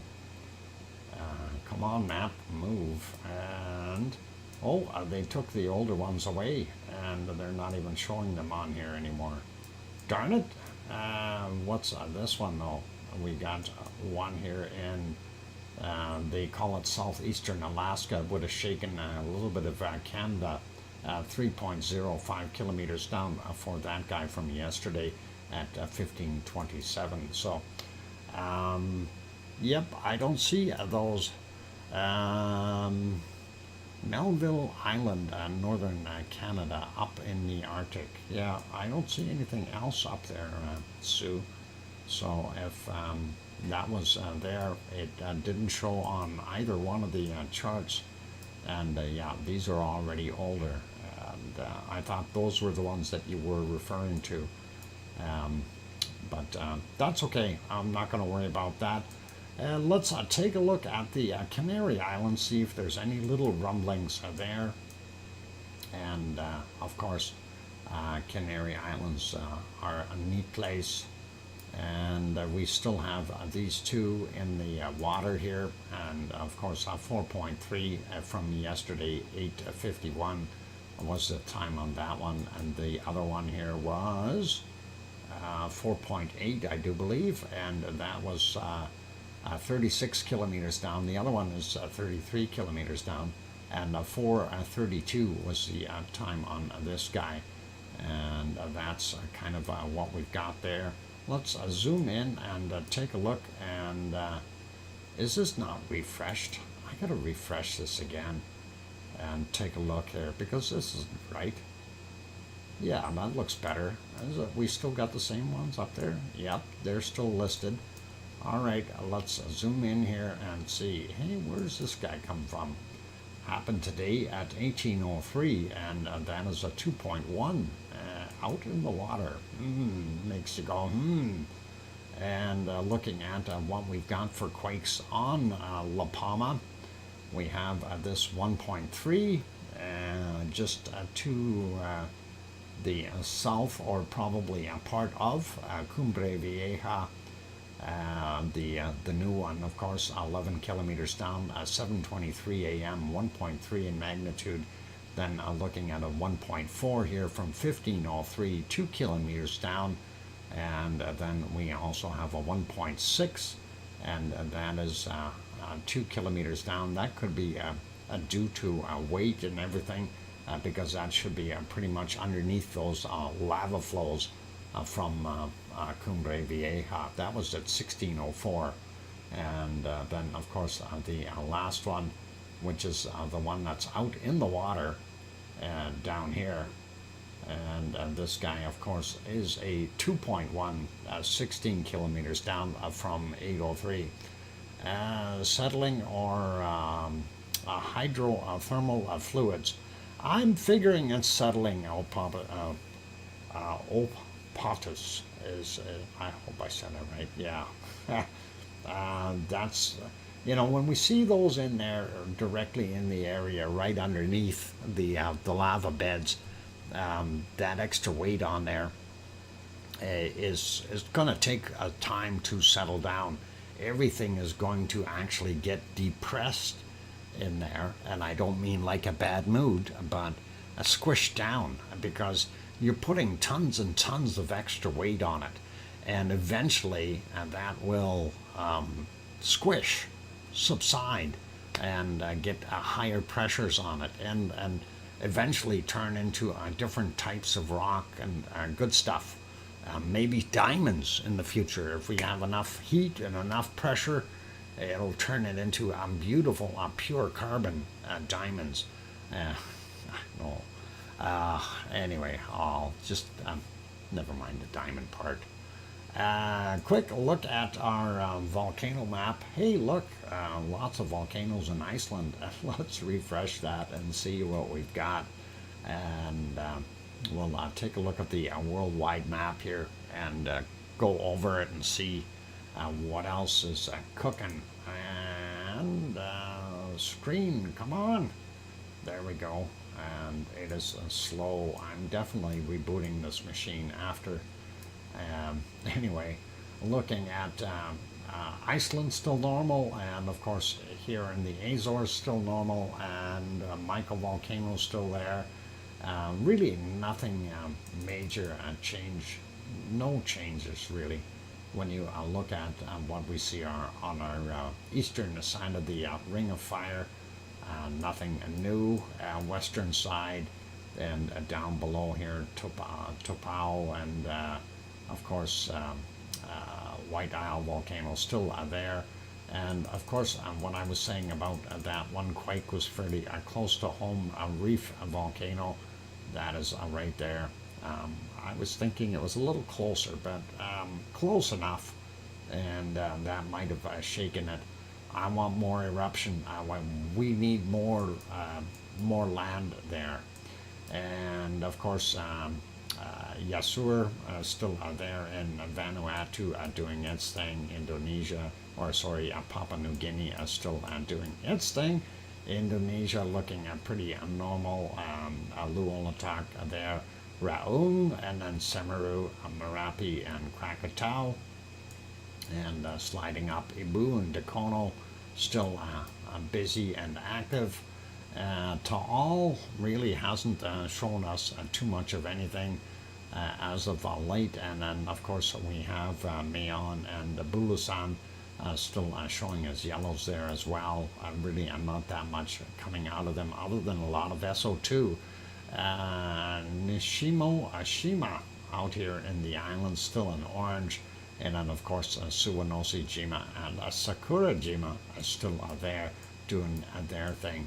We still have our trio here on the little islands down on the bottom, Ibiko and Chikarachki, and then Alade is on his own little island just off to the northwest there. And then Karimsky, Bezimiani, and Shivalish. Shivalish is continuing to do its thing. Not that much stuff going out of it. And Great Sitkins, Semi, and of course Cleveland and Pavlov are still all there. Speaking of those, I wanted to see if we can actually see them, guys. I had some pictures somewhere once in a while, and we'll take a look and see. And that is Semi, and that is today's shot. And let me get on and see if I can find the right screen here so we can change that. Next one is, of course, that's the Great Sitkins, and that was from today as well. 11:31 was the time on that shot. Lots of clouds up in the area, but it did peek through, and of course it is white, covered with snow, and a little bit of off-gassing from the top of it. And then we have this picture, unfortunately, and that is of Pavlov, and you see what's happening there, the cloud with the eyes, it's staring back at us. Okay, never mind, that is a bad analogy. All right, I'm going to leave it there for right now, and we are going to go for a break. When we come back, we will go over and do the weather. You must be off. Who's off? Anyway, and that is the weather map. We will actually end up going over to the other map. We got to refresh that. It's stuck. Why is it stuck? I want it to go there. All right, anyway, let's see what we can do here for some canned lava for you guys. And of course, there it's refreshing itself now as I try to switch scenes. Gotta love it. And we'll so please enjoy that. And I am going to go take a break as soon as I can figure out if my computer is doing this. And yep, it is it upped the bit rate a bunch, but it is still working. So guys, it will come back proper levels, I hope. Keep smiling, and I am going to go. My stream is faltering. Yes, I just mentioned that. Anyone experiencing that? I'm sure everyone is experiencing that. Anyway, I'll leave it there. We'll figure out what it's doing afterwards. I'm putting the music back on, you guys, and keep smiling, and we'll see what happens, and hopefully it'll all be good. I'm your host, DrFox2000. I'll be back in about 5 minutes. Don't go away. And we'll see you shortly. Thanks.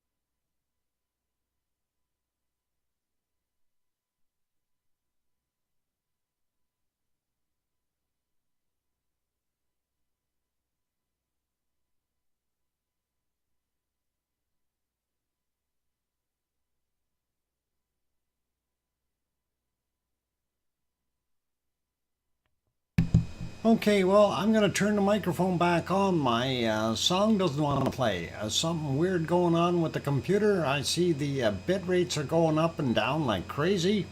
Hopefully, you guys are able to hear me and that I am back. So, I'm your host, DrFox2000. Hopefully, we're back here and we can continue with our wonderful show.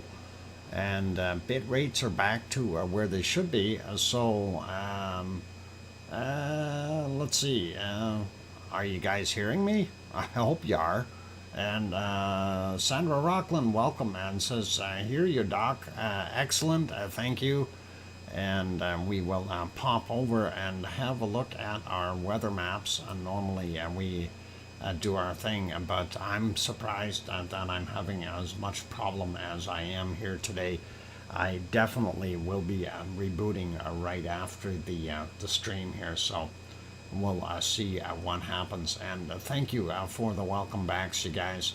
And Billy Bob Joe, welcome, and saying, I hear you, Doc.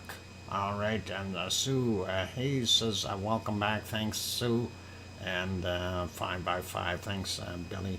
and that is all cool. Anyway, talking about cool, extremely cold here. Well, extremely. I always get a chuckle out of that. They put these things, and I don't mean to sound rude towards the U.S. weather centers, but oh, extreme cold, extreme cold. No, this is not extreme cold for Alberta in the end of November or mid-November. This is normal weather. Minus 20 Celsius for us is not unheard of. And it's not extreme. Extreme is when you get to minus 40 and lower. Then I say it's extreme cold weather. But it is what it is. Anyway, yeah, that is kind of what we're seeing, about minus 20 degrees Celsius here. Actually, let's see what the weather guessers actually are saying for us right now. And that'll give us a pretty good indicator of what we've got going on. And, okay, it says minus 18 Celsius here in Edmonton. Just minus 1 Fahrenheit is what the temperature is. So, yeah, it's cold, but it's not extreme. Extreme is when we get down below a minus 40. And then scream at us and say extreme, please. Minus 20 is, it's a cold day, yeah, but it is what it is. Cars still start at that temperature, so that's all good. Sharon Stewart says, I hear you. I hope you do, and thanks, Sharon. Anyway, let's get over to the SO2 map, and we'll have a quick peek at it. And yes, the SO2 is up in the northern portions up here, and that is blowing in from China, as well as the Kamchatka Peninsula, and it's all kind of being rerouted up here and thrown up into the Arctic Ocean, and that is what we're seeing up top there. Some areas are snowy and rainy, cleaning the air out, like in here, and that is what we see. And when we zoom into our western Canadian areas, pretty normal, a little higher levels than normal right in here, but hey, it's pretty normal for what we see. No major SO2 worries, and the same thing goes eastern Canada, looks pretty clear.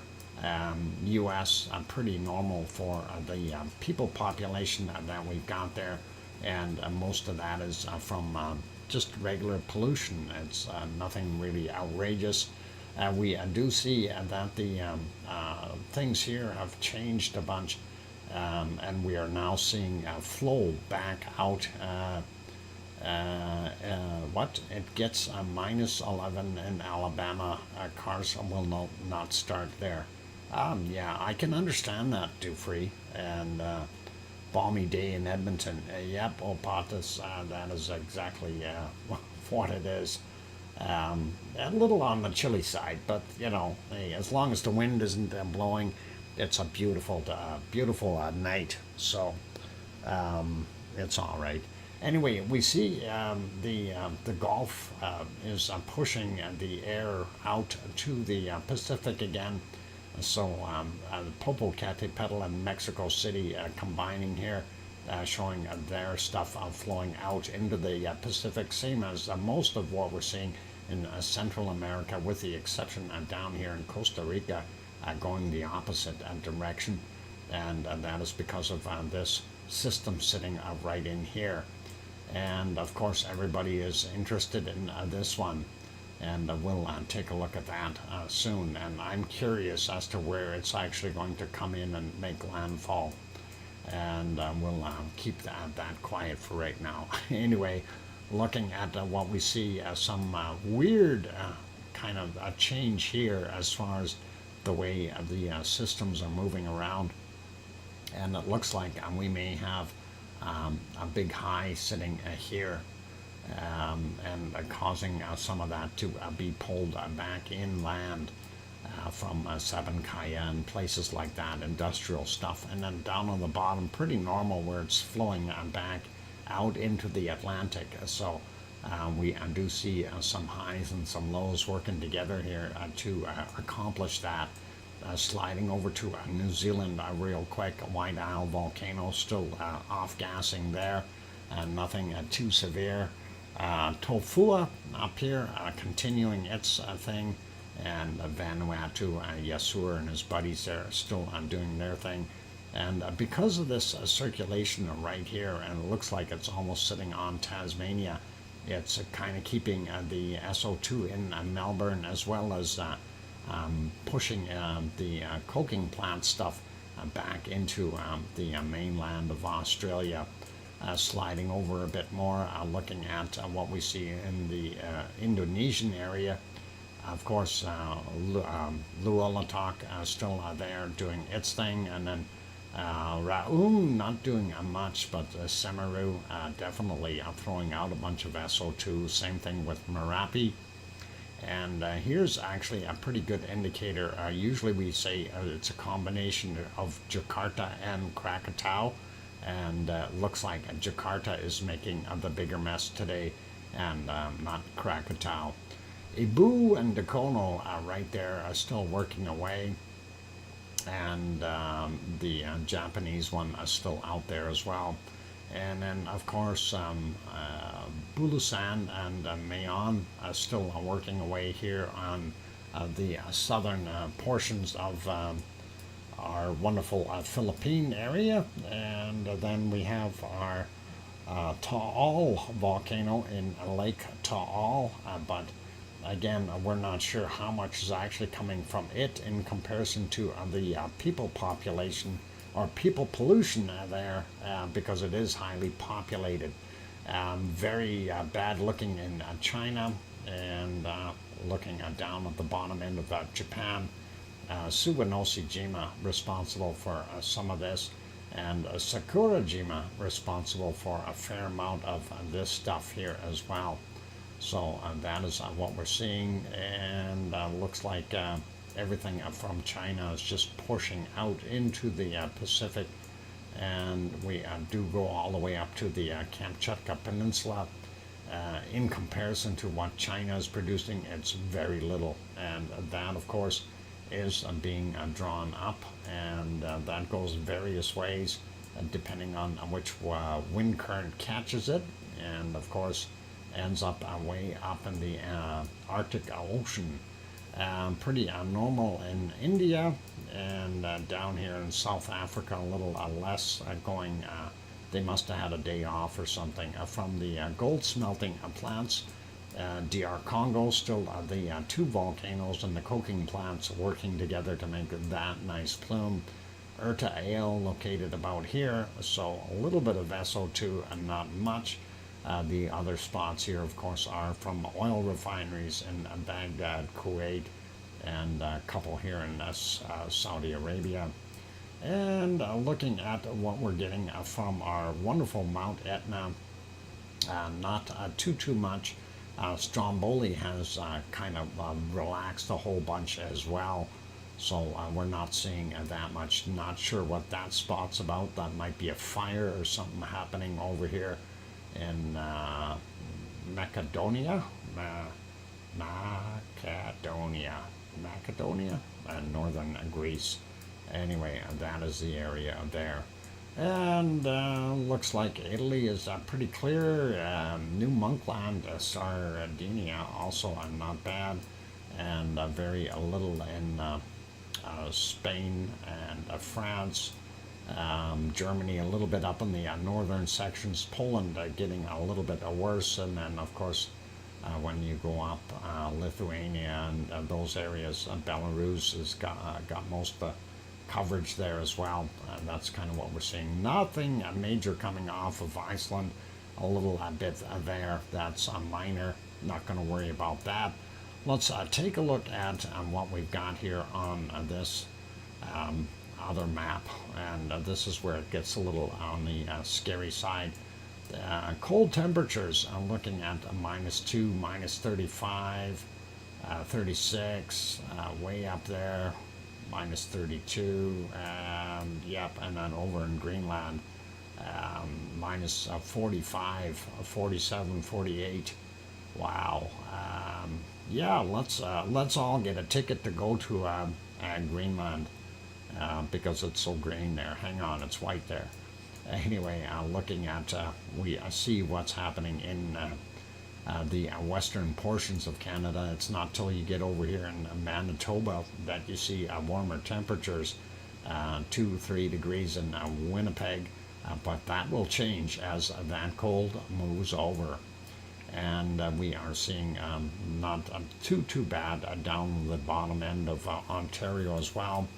That high sitting here is probably helping out a little bit to cool things down as the circulation is pulling that cold air downward. Looking at New Brunswick, 1, 2, 3, 4 degrees depending on where you are.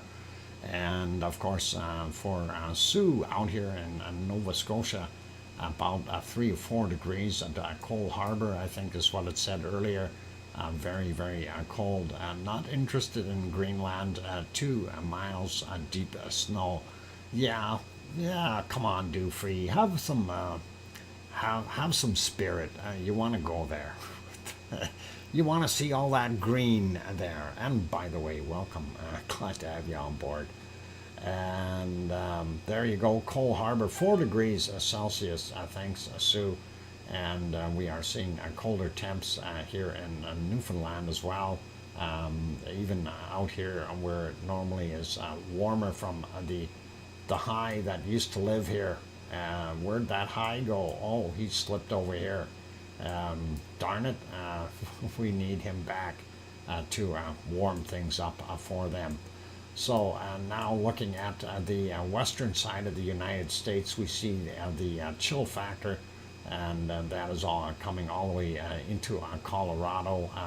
Most of looks like Nevada, and boy, up here, really cold in California. I've never seen cold temps like that up there in those mountainous areas, and those poor people are going to freeze.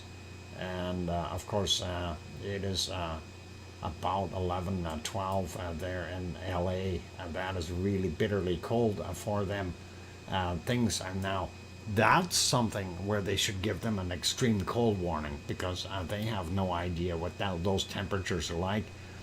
I remember many years ago they had snow in Los Angeles. My brother was on the phone with me at the time, and we were kind of chuckling and laughing because we're used to very cold climates, and it snowed. He lived in Inglewood in Los Angeles, and Inglewood area, and he said that the people were driving like crazy, and they were going to the stores buying winter jackets and shovels and food supplies and all kinds of things like it's the end of the world.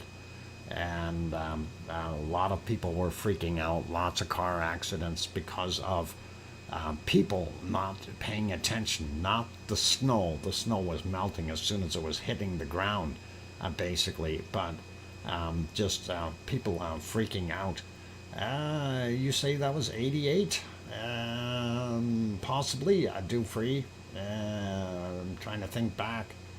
Was it 88 or was there one before that? I thought it might have been earlier than that, but could be. But yeah, it was really odd and weird. Anyway, looking at Death Valley, 18 degrees Celsius. Yeah, I'm not even going to worry about that. Get your winter jacket out if you're going there. Gotta stay warm or you will die. Although 18 isn't bad. Down in Mexicali, 21 degrees Celsius, 20 in Phoenix, Tucson, only 19, 20 as well. And then we got looking at Albuquerque, New Mexico, a little the cool stuff up here in the northern portions and going up into Colorado, of course. Maybe I was general time frame. Yep, could be Dufree. Texas, not a bad day there for the most part. They did have reasonable fall temperatures, and that's to be expected this time of year.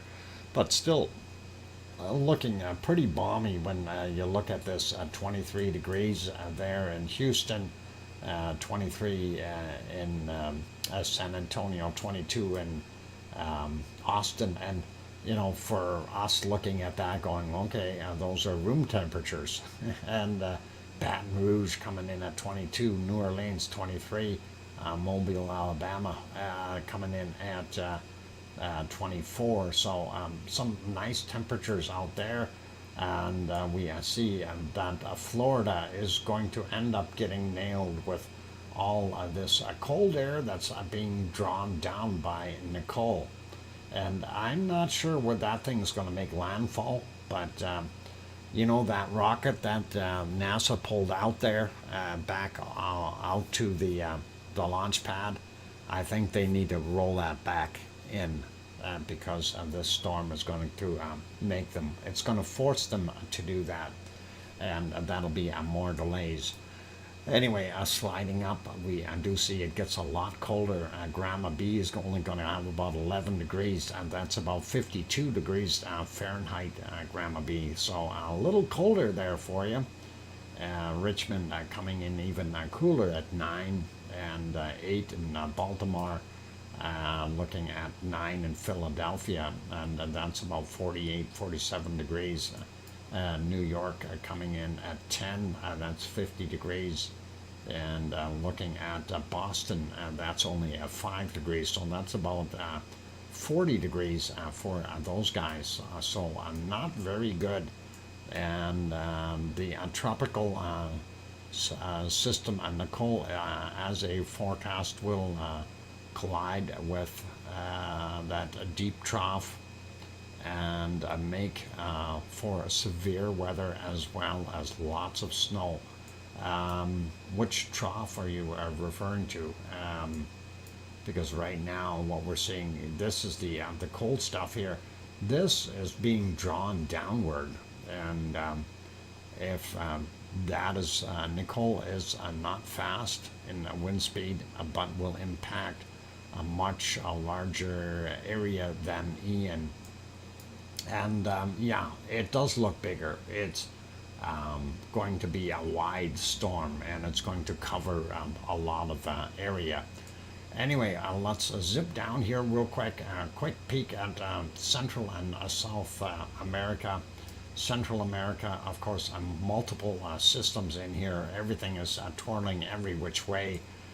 You got 1, 2, 3 highs right here, and the northern portion of our South American continent. Actually make that 4 with, if you want to include this one, that's supposed to help keep them a little bit drier and steady. We do have warmer temperatures in Brazil and the Amazon, and Bolivia as well, a little bit warmer, and some peaking up to about 27, 28 there in Paraguay and Argentina. Also some warm temps just along the mountain walls, and relatively nice in Argentina. Some cooler areas, but for the most part not bad. Buenos Aires coming in at about 19 degrees Celsius, and Uruguay not bad temperatures as well. We'll still see that cold spot down here in bottom end of Brazil, but Rio de Janeiro 19 right now, Sao Paulo coming in about 13, so a little on the cooler side there. Sliding over to New Zealand real quick. They definitely have warmer temperatures, even though it is pouring rain.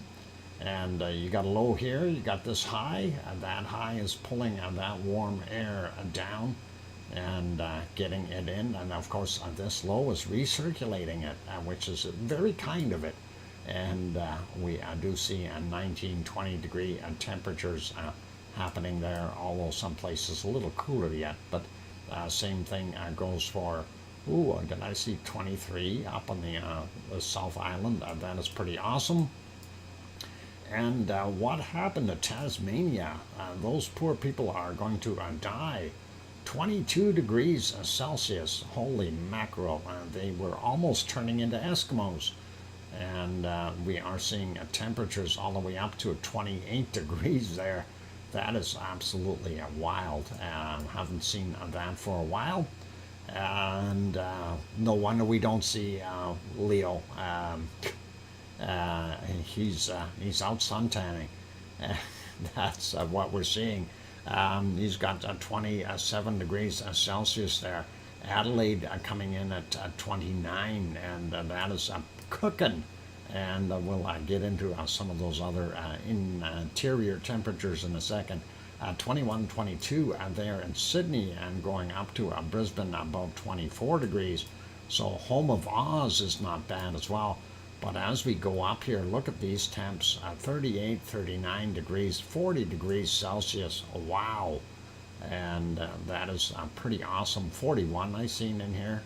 That is amazing. Some very, very hot temps in the northern climates, or northern areas of Australia there. So coming about 19 degrees in Perth. And looking here at our Indonesian, Malaysian, and Philippine area, we see some more circulations right in here, probably more storms developing, and that would be some kind of a, is that a high or a low in there?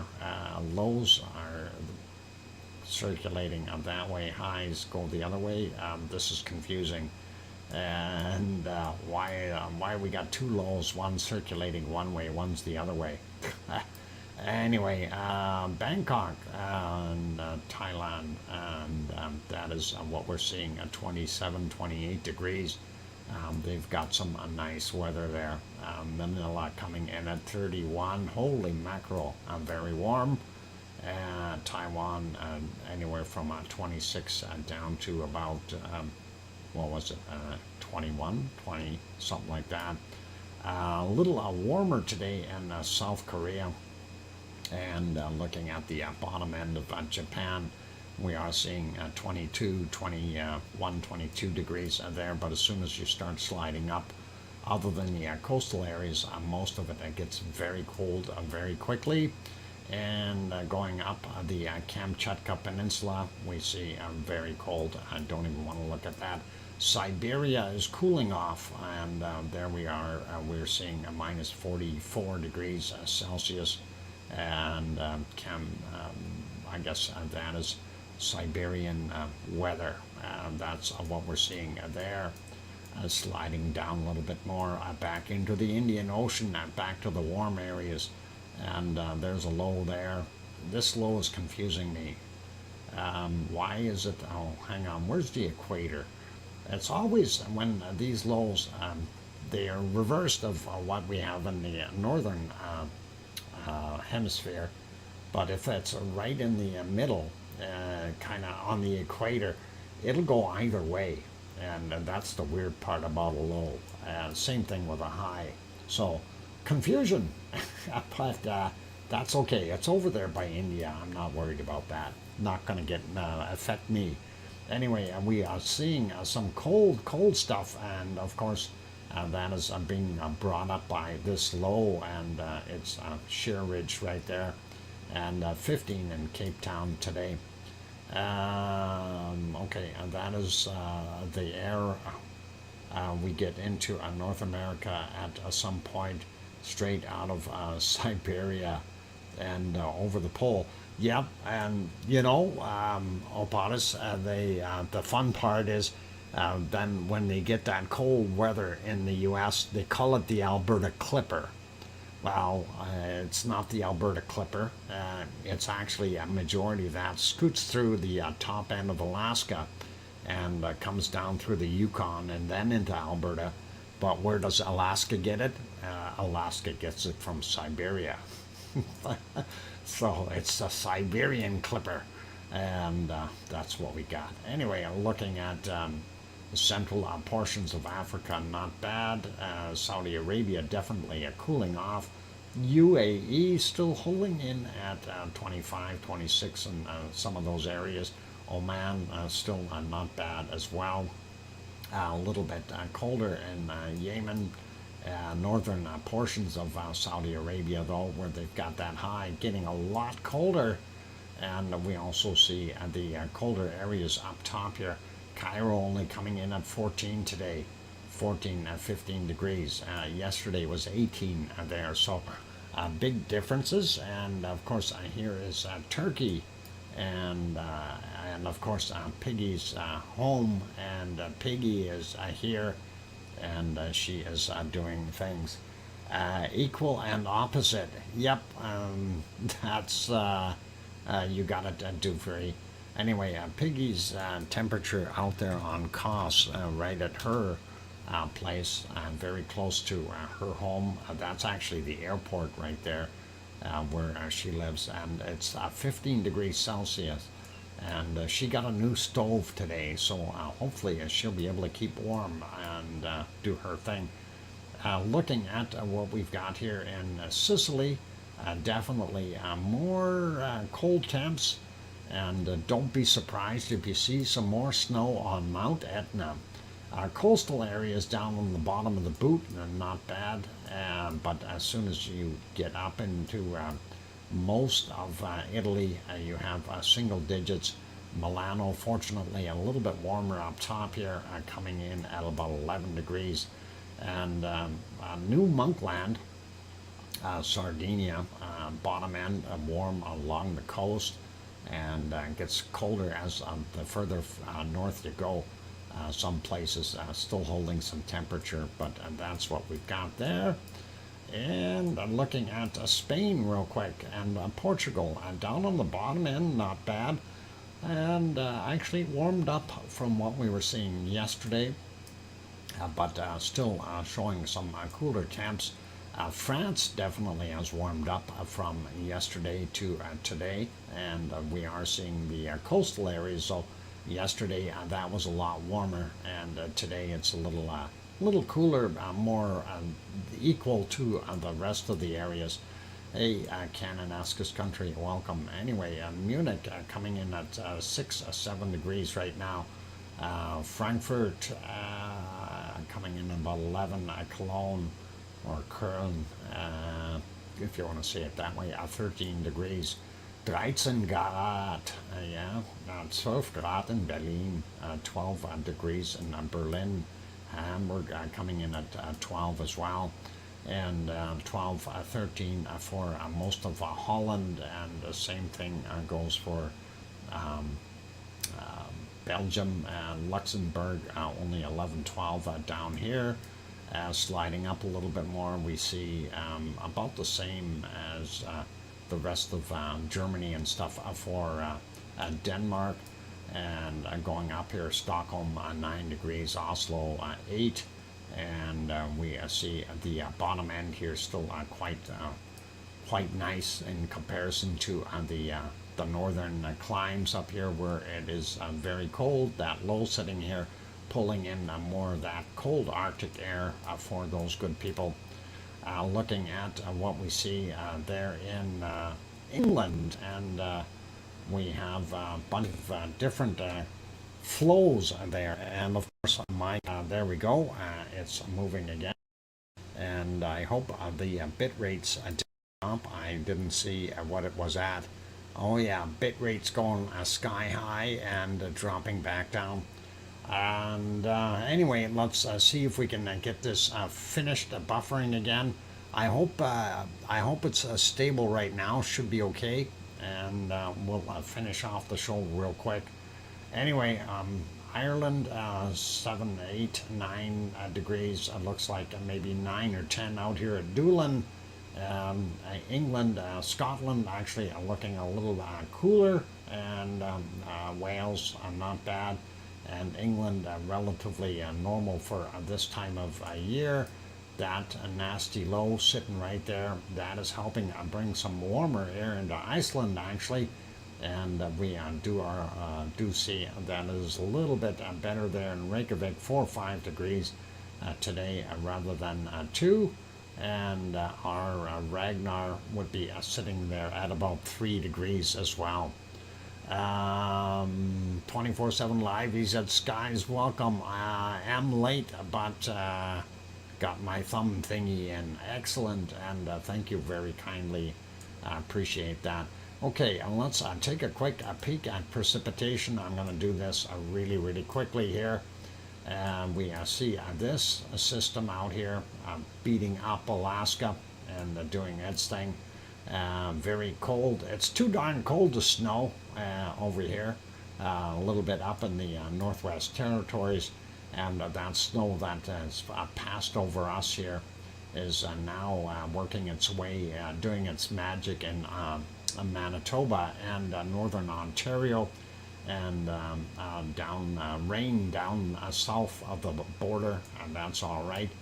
And looking at what we've got on the eastern side here, snow in Quebec and portions of Labrador, Newfoundland, and a little bit of rain on the Nova Scotia's north end, but not bad in general.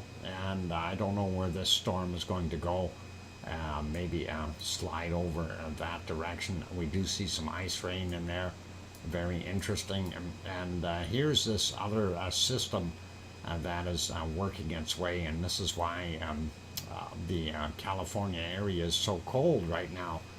They've got all kinds of different weather, including snow in California. Lots of snow on northern California, and the mountainous areas getting nailed. Same thing with up here north of Las Vegas. Nevada is getting nailed.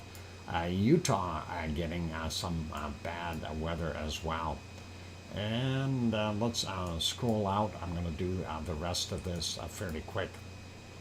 Central storm still going over on top of everything. And here is what we're seeing with Nicole. Okay, and Nicole has already started to batter the coastline, pushing some of that wind and cloud and everything in there. And I don't know how far it's going to hit and how much of an area it's going to cover.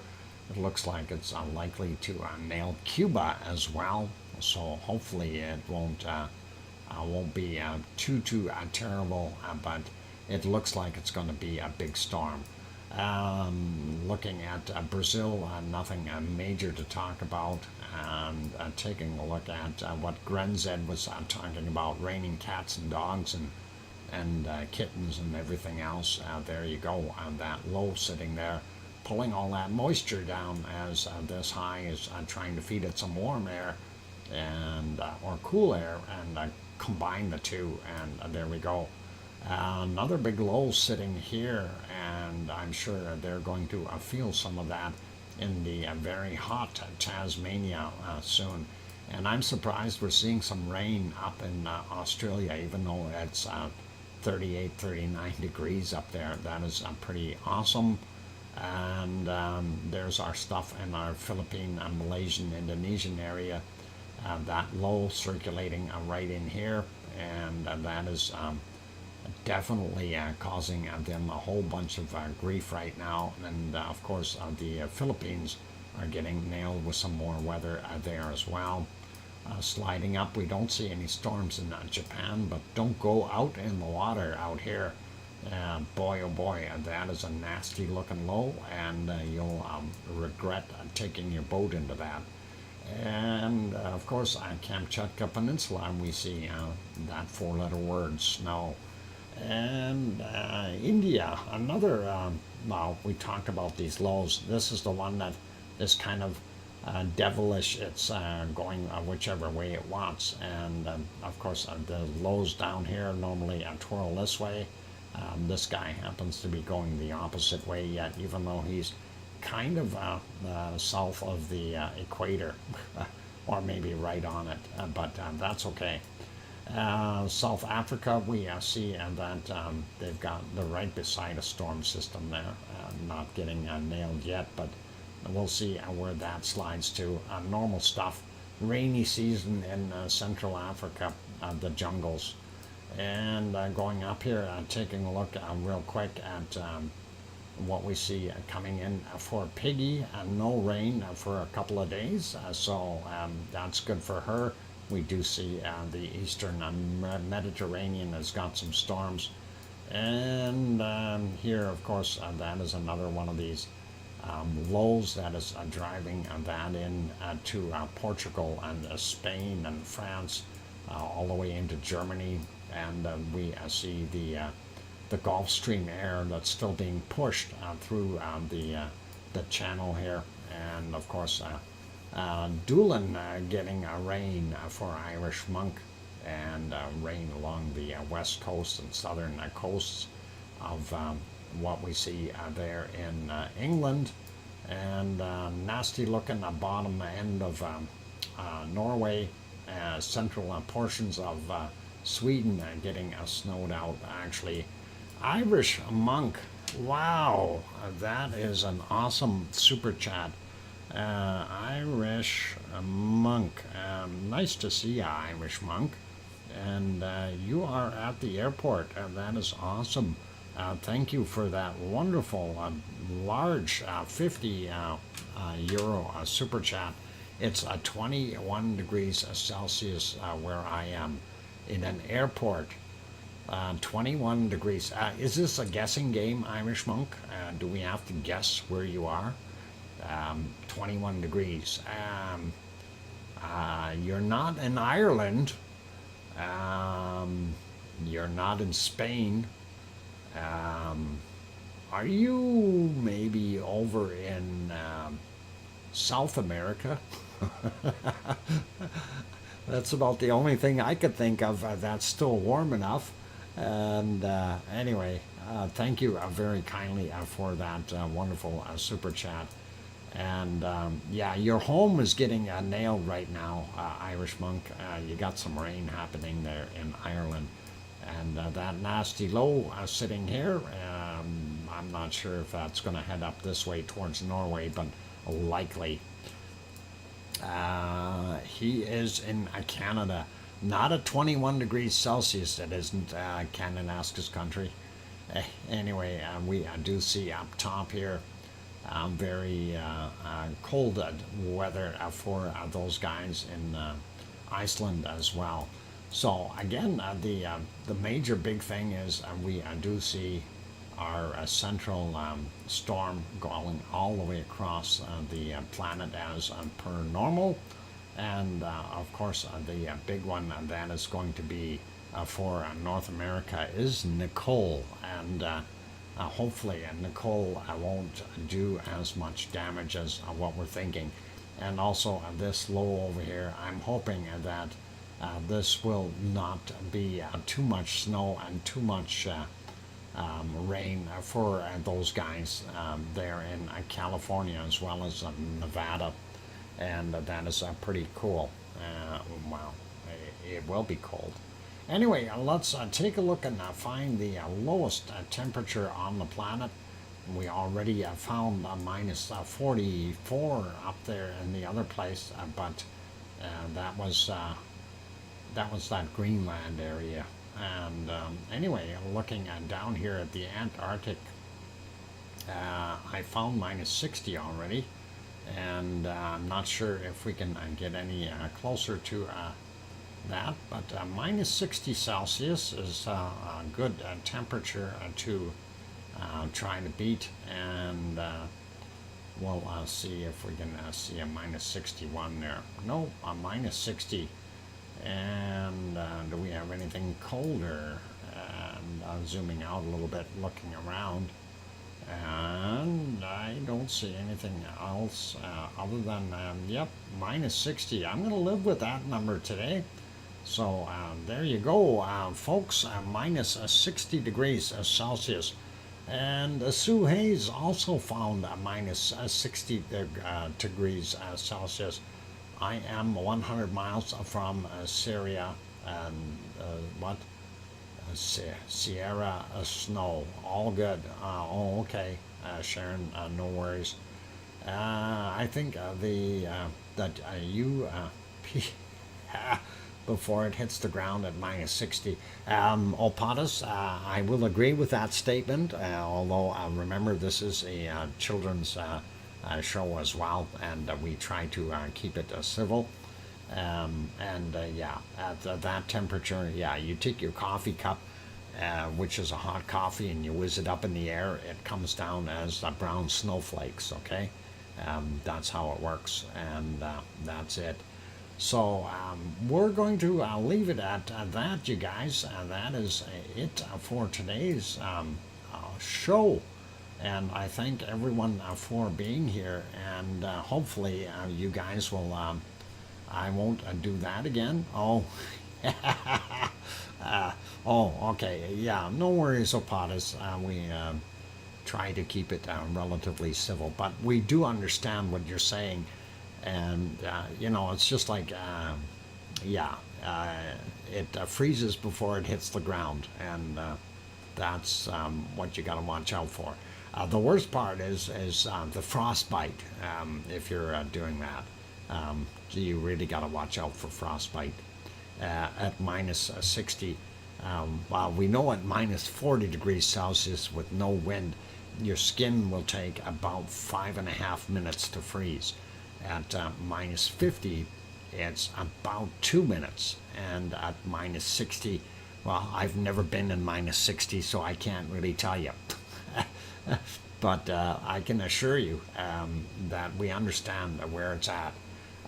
I prefer 21 degrees. Like Anchorage Airport is 21. What? Anchorage Airport is 21 degrees Celsius? Are you kidding me? No way. No way. Anchorage Airport can't be that.